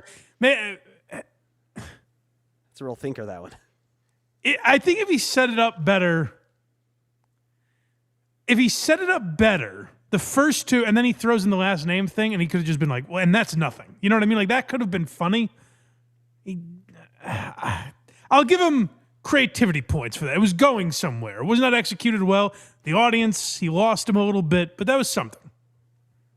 I don't know. I think you're grading on some sort of curve now. Yes, I am. Of course. I've watched 2 hours of this guy's fucking jokes. 4 minutes in. Here we go. That same last name does not mean there's going to be a good relationship. My wife says, he's Mensa and you're Mensa. Well, another one of these guys we have to deal with that claim they're Mensa. Uh-oh. We've watched GD try to speak. He's a blithering moron. He's not in Mensa. Oh, hold on. I know GD too well. There's going to be the joke is going to be about what Mensa means. I got ahead of myself. I'm sorry. It's going to be a period joke, Mike. I'm putting my money on a period. This won't be a brag. I was wrong. I'm sorry. I leapt too quickly. It's going to be a menstruation joke. That's my bet. My Mensa status is very questionable. See, my first marriage to a young lady named Marcia, and I'll mention her again later, but... We don't believe you. That's not her name. You've already lied to us once. Only with you don't have a leg to stand on, GD. Extreme agony. I'll mention her again later. Once I married her, I got a letter in the mail from the people at Mensa, and they say, we're revoking your membership because apparently you're not as smart as we thought you were. He's claiming he's a genius. Mm-hmm. And the crowd Certified goes wild. This has to be family. They're like talking in between. He mentions names and stuff. They're like, "Oh yeah, she's a bitch." Like this is people that know what's going on. It's certainly. I mean, there aren't people that would hear the name GD Fenderson and go, "Woo, yes, a night of comedy." Obviously, it's family or friends or work associates or something. Yeah. And it's the people he's mentioning, so they get a shout out and they go, "Woo!" That's I think the noise you're hearing there. Imagine being a genius, being in Mensa, and like you couldn't win an argument with me. You know what I mean? Like that's gonna be tough for GD to get his mind around. Well, I think you're a smart man, but I get your point. Now, having two guys that belong to Mensa meet is like having two guys who are both porn stars meet. There's going to be a little competition because they're both a little insecure. It's like, okay, who's got the bigger IQ? And you have two porn stars meeting. It's like they like laughed at the setup and then forgot to laugh at the punchline.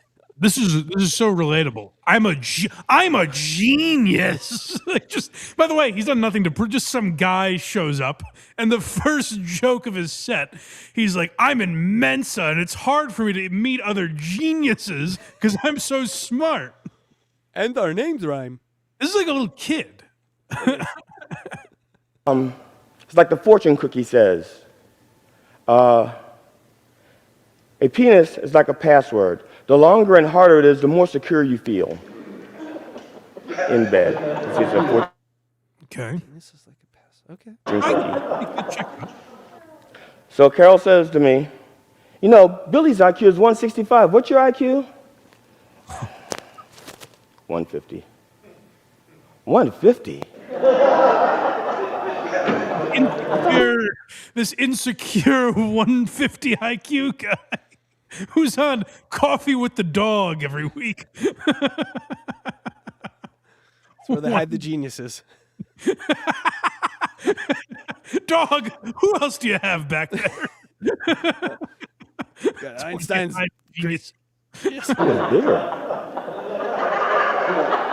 Size doesn't matter. It's not the size of your IQ. It's the notions you're emoting that count. So that look on your face right now. Did you fart? Did you smell a fart? Because you smell a fart.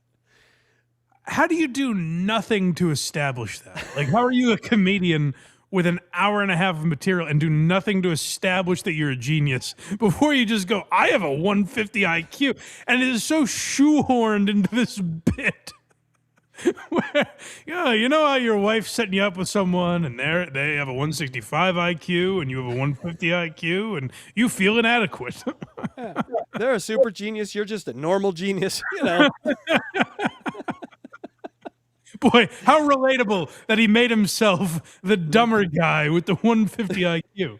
He came over, he benched 2,000 pounds. I only put up 1,500 pounds, but, you know. To use his analogy, it is going, well, my cock's only 11 inches. Yes. Okay. But they are so confident that Billy and I will get along that the first time we meet is for a 3-day weekend, a long weekend, just the four of us. What could go wrong? Nothing. I love Billy. We're like brothers. It was almost like we were soulmates. It was like my mom had him 500 miles away, and we're brothers that just finally got to meet, and it was just beautiful. It was just this wonderful thing. And Billy and I were like great. He was like my brother. We like talk on the phone. We share ideas, and we talk all kinds of crazy, stupid, high IQ people shit that nobody else gets except for me, him, and maybe Stephen Hawking. Not anymore. He doesn't get much anymore. He doesn't even return my calls. So, is it all this? He's just gloating? I'm amazing. Volume 2. What a departure. Like the first special was all self-deprecation. It was like, oh, I'm an idiot. No one can stand being around me. And now it's like, oh, it's such a struggle having such a deep mind. Maybe there's going to be a reveal here. Maybe I'm judging it too quickly. Maybe there's a twist. If I know my guy GD, there's got to be a twist somewhere where it turns out he's not a genius. So everything is great. Then a couple of weeks ago, Carol gets a phone call. Hi, Carol. Hey, hi, Sophia. What's up? Oh, nothing. Billy and I are getting a divorce.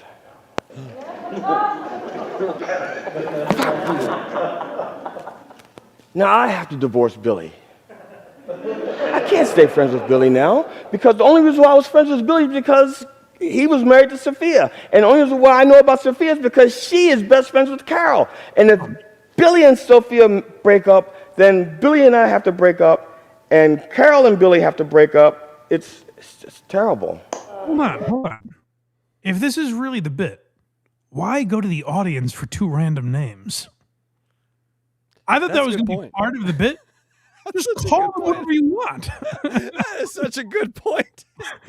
I was 100% certain the names were going to play a part in it. If this is the bit, just we were friends with a couple and they got divorced and now I can't be friends with the guy anymore. Like that hasn't been done 10,000 times. But if that's the bit, why did you ask the audience for 2 random names?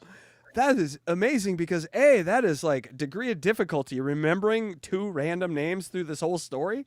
Right. Why would you do that to yourself if there was no payoff with it? Just make them whatever you want. Matthew and Laura, who gives a shit? The fuck? Look what he did to our relationship. So, the biggest problem with that is that once that happened, Carol began to get a little bit suspicious of me.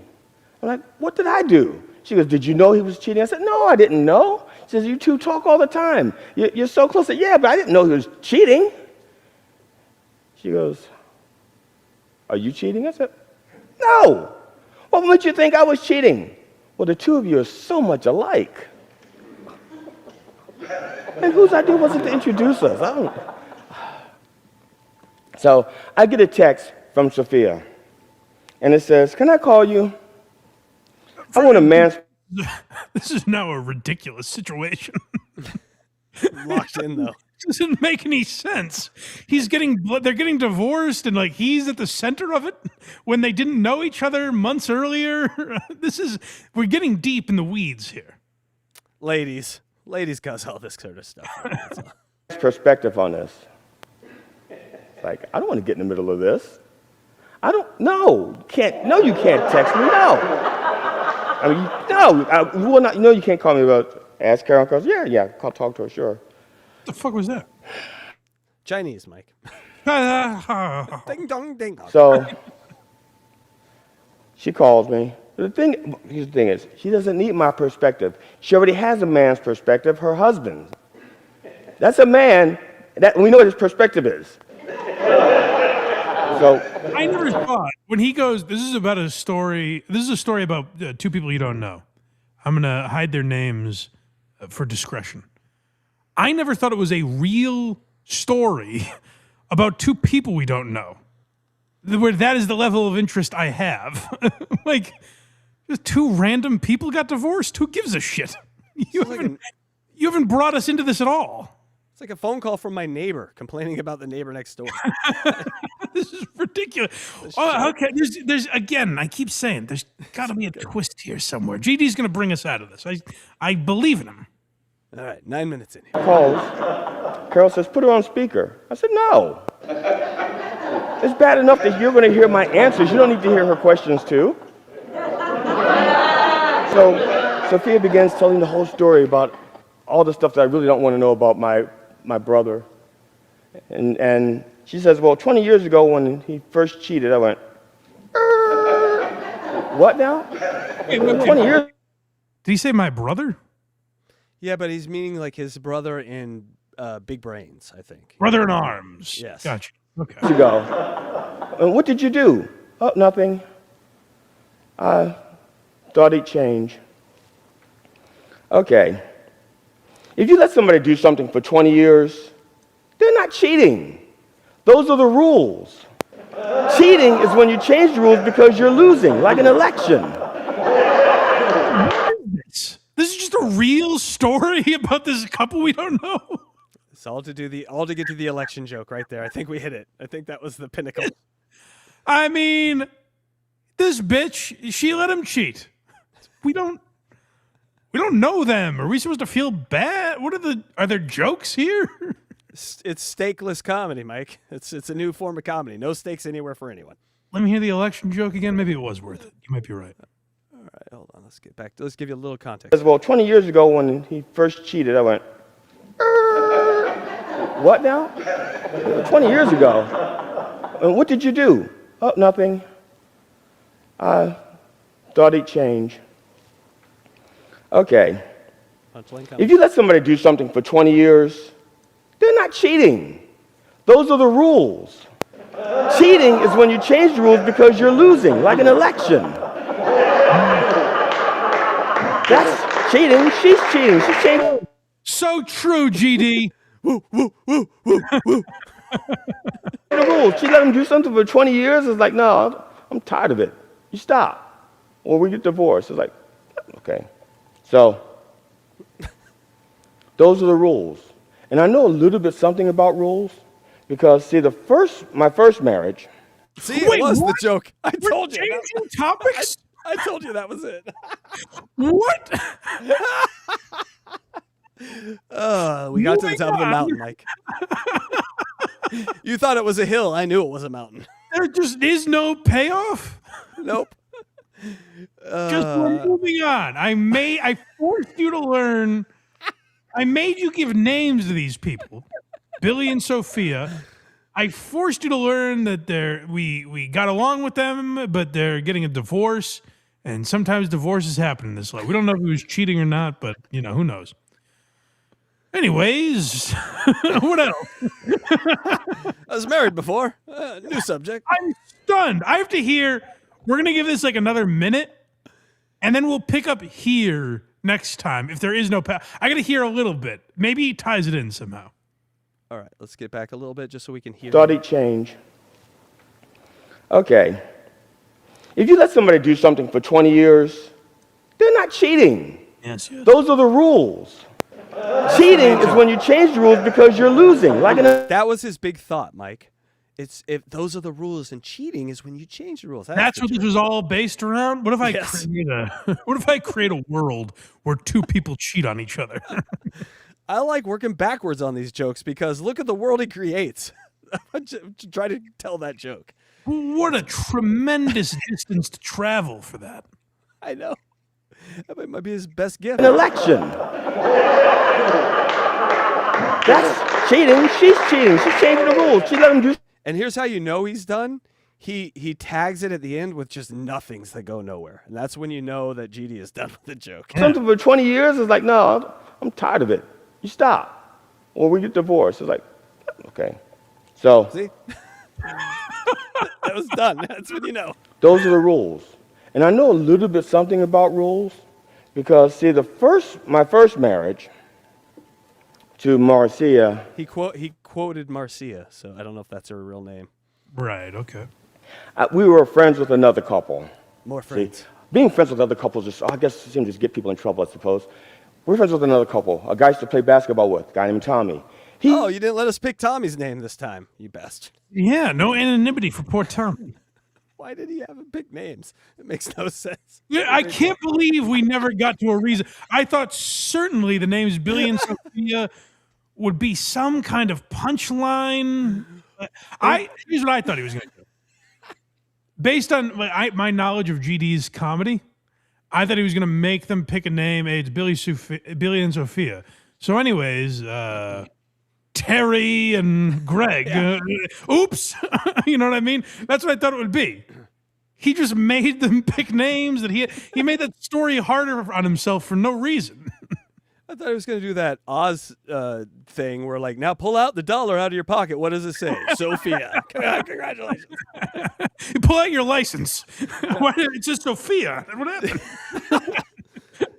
All right, let's get back to the first marriage and friends. With family. He left his jersey at the gym after a game. I brought it home. I washed it. I folded it. And I set it there for him to pick up a couple days later. He pulls up, and he's in a Corvette, which I didn't know he owned.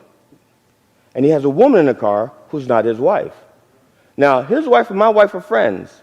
He and I are friends. The kids were friends. We used to hang out together once in a while. And so when he pulls up like this, unannounced with another woman, I'd run out to greet him because I did not want Marcia to see him.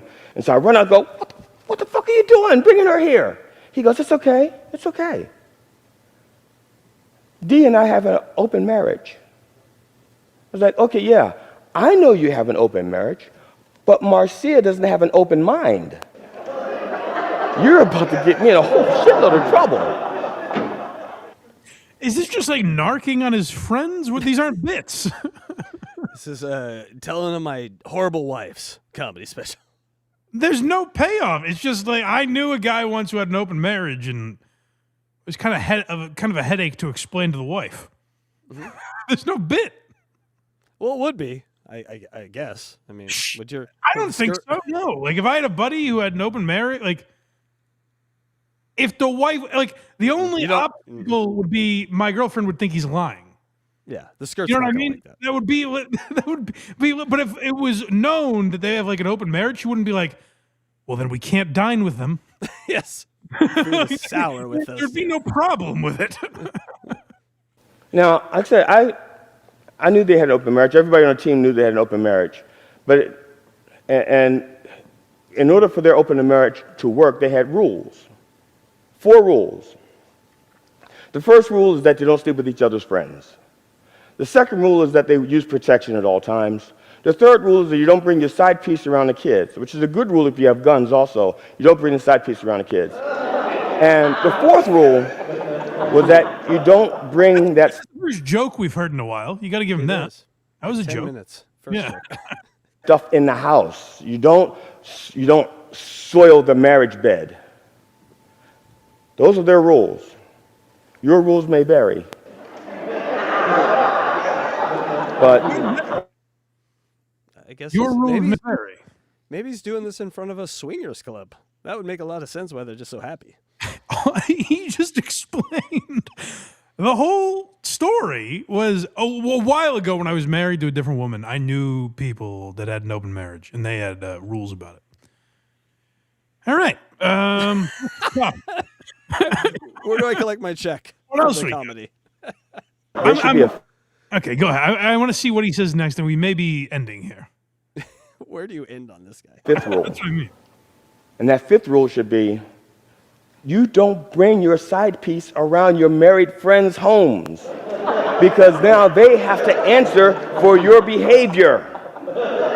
And I don't want to answer. They're open about it. They don't care.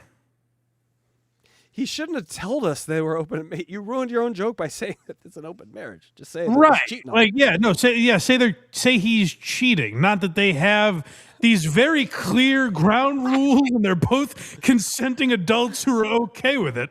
Like, what is the obstacle? If you have a friend who is in this open, it might be weird, but it's not this like, no, you've ruined my life. My wife's going to be mad at me now. That doesn't happen. Now, before I give you this punchline, here's a few facts to refute it. So now have fun with the punchline. Right. It's a weird way to do comedy. For Thomas's behavior, I had enough time answering for my own. Now, like I said, I knew about their open marriage. I was at a party with Thomas and Dee. It was a Mike. No, it's Thomas. It's more formal. I know so many names from this special. There are more names at this point than jokes. Yeah, we've had to learn a lot of characters here. And some of them aren't real. Some of them are just misdirects. It's like one of those quarterback performances where they have more touchdowns than missed passes. This is an all-timer right here. A name special. Mike Tyson fight. The night that Evander Holyfield got his ears bitten by Mike Tyson. It was that night. Now y'all know where I was. I was with Tommy and Dee. So if the police ever ask you, where was GD that night? You can say, well, he was at a party with Tommy and Dee. Who would ask? And so I have his wife. Where were you? Who would ask? Hey, 30 years ago, where were you when a guy you found out about in 2026? I've often thought, Mike Tyson biting that ear off explains a lot, but I wonder what G.D. Fenderson was doing during that time. And he gives us the answer. Witnesses now. I have witnesses. You're my witnesses that I was there. And Dee starts hitting on. By the way. What's that? That's not what a witness is. No. There's a one rule. Hey, if anyone asks you where I was last night, Casey, I was I stayed home. I stayed in. I didn't do much. I went to bed at a normal hour. Okay? You're a witness to that. That's hearsay, counselor. Listening to what you're saying about it. Yes. On me. I said, Dee, this isn't right. She goes, I have an open marriage. I said, I know. And the first rule of your open marriage is you don't screw each other's friends. She goes, oh, that's okay. Thomas doesn't like you anyway. Punchline. That's the big punchline. That's it. Watch. So present day. Yep, see? Wait, why? Also, there was an edit there. New edit, new film. What was the whole if I need an alibi, you know where I was thing? It's just a detail. Meaningless details sometimes add to the mental. But you would think it's like, hey, you know where I was, so I didn't go home with this woman, or the story you told us. You could be there and still be in the. You could have fucked this lady at the party. Like, we don't have any idea. His comedy is a maze, Mike. You walk down one thing and it's just an end, and you're like, what the fuck? And you have to reverse and walk out of there. It's also, if I can give a note as a student of comedy, make the open marriage couple the same couple. It's weird to be like, I'm friends with this couple that has an open marriage and they're totally cool with it, and I'm friends with another couple that also has an open marriage and is totally cool with it. This completely unique thing. Yes. I have a bunch of friends that engage in this lifestyle. Also, I don't, and my wife thinks it's really weird and it's going to get me in trouble. So we have this liberal group of friends that is open to fucking whatever. They're fucking and sucking anyone, and also we're really conservative about it. And also, it's my first wife, because obviously that didn't work out because I wanted to do some of that sucking and fucking. Is this an okay place to end? I think let's just listen to 10 seconds to see if he's going on a new thing. Okay. So he's like, in present day. Carol, Sophia, and myself were hanging out. Yeah. Okay, continue. We've divorced ourselves from Billy.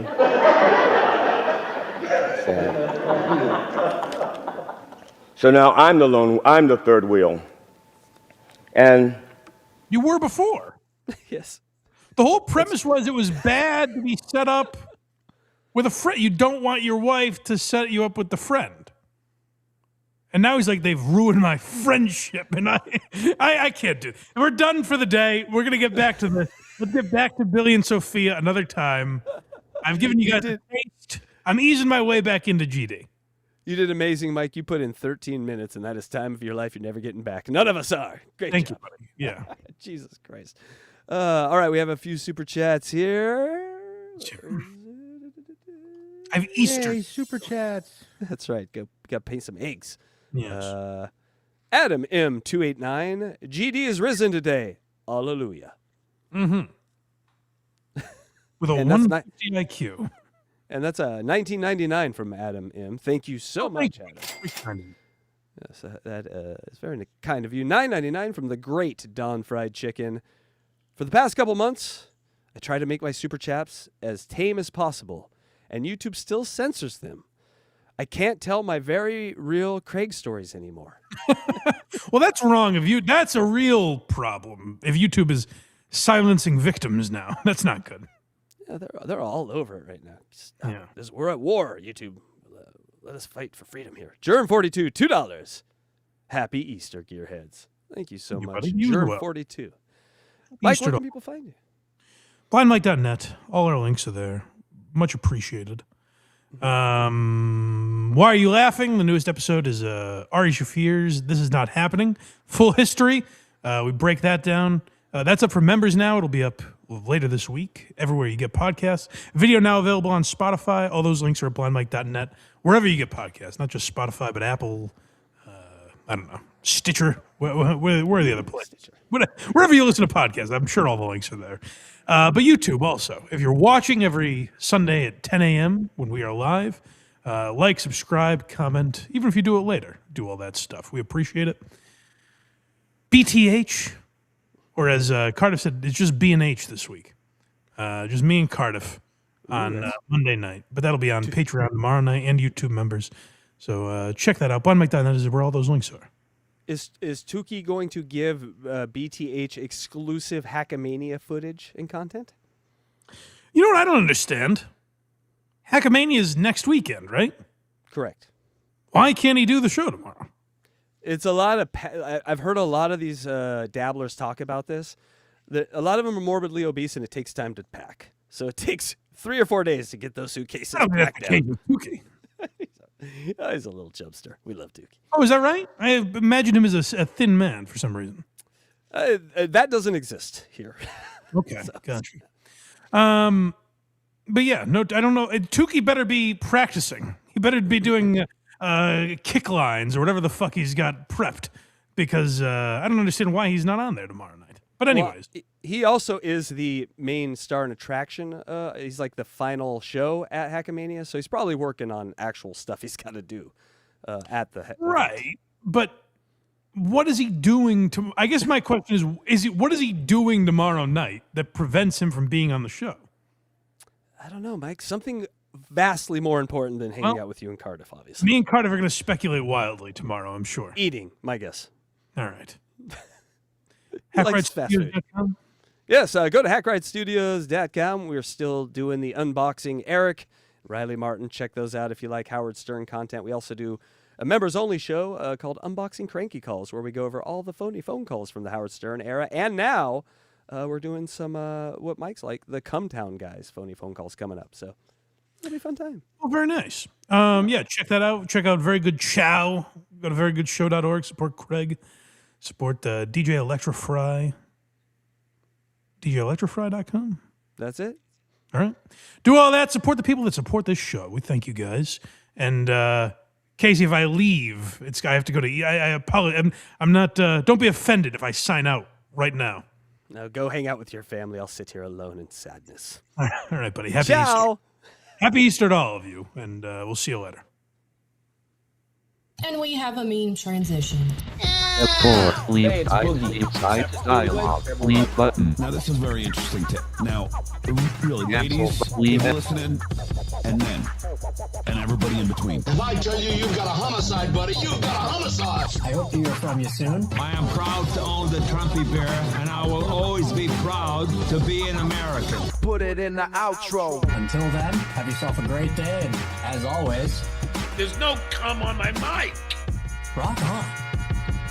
Stop the baloney, huh? What kind of statement is that? I wrote it. One of my favorite players to cover when he was here was Mike Vrabel. Tell me Mike Vrabel's story. Whatever, dude. I keep it cool at the gym. Piss on it. Fuck you, Mike. Fuck you, Mike. Fuck you, Mike. All right.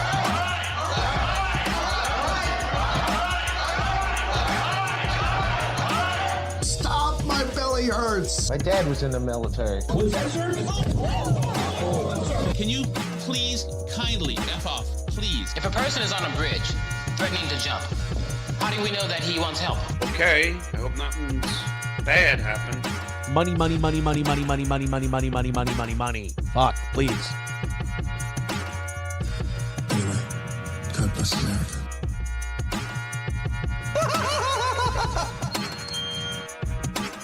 Put it in the outro.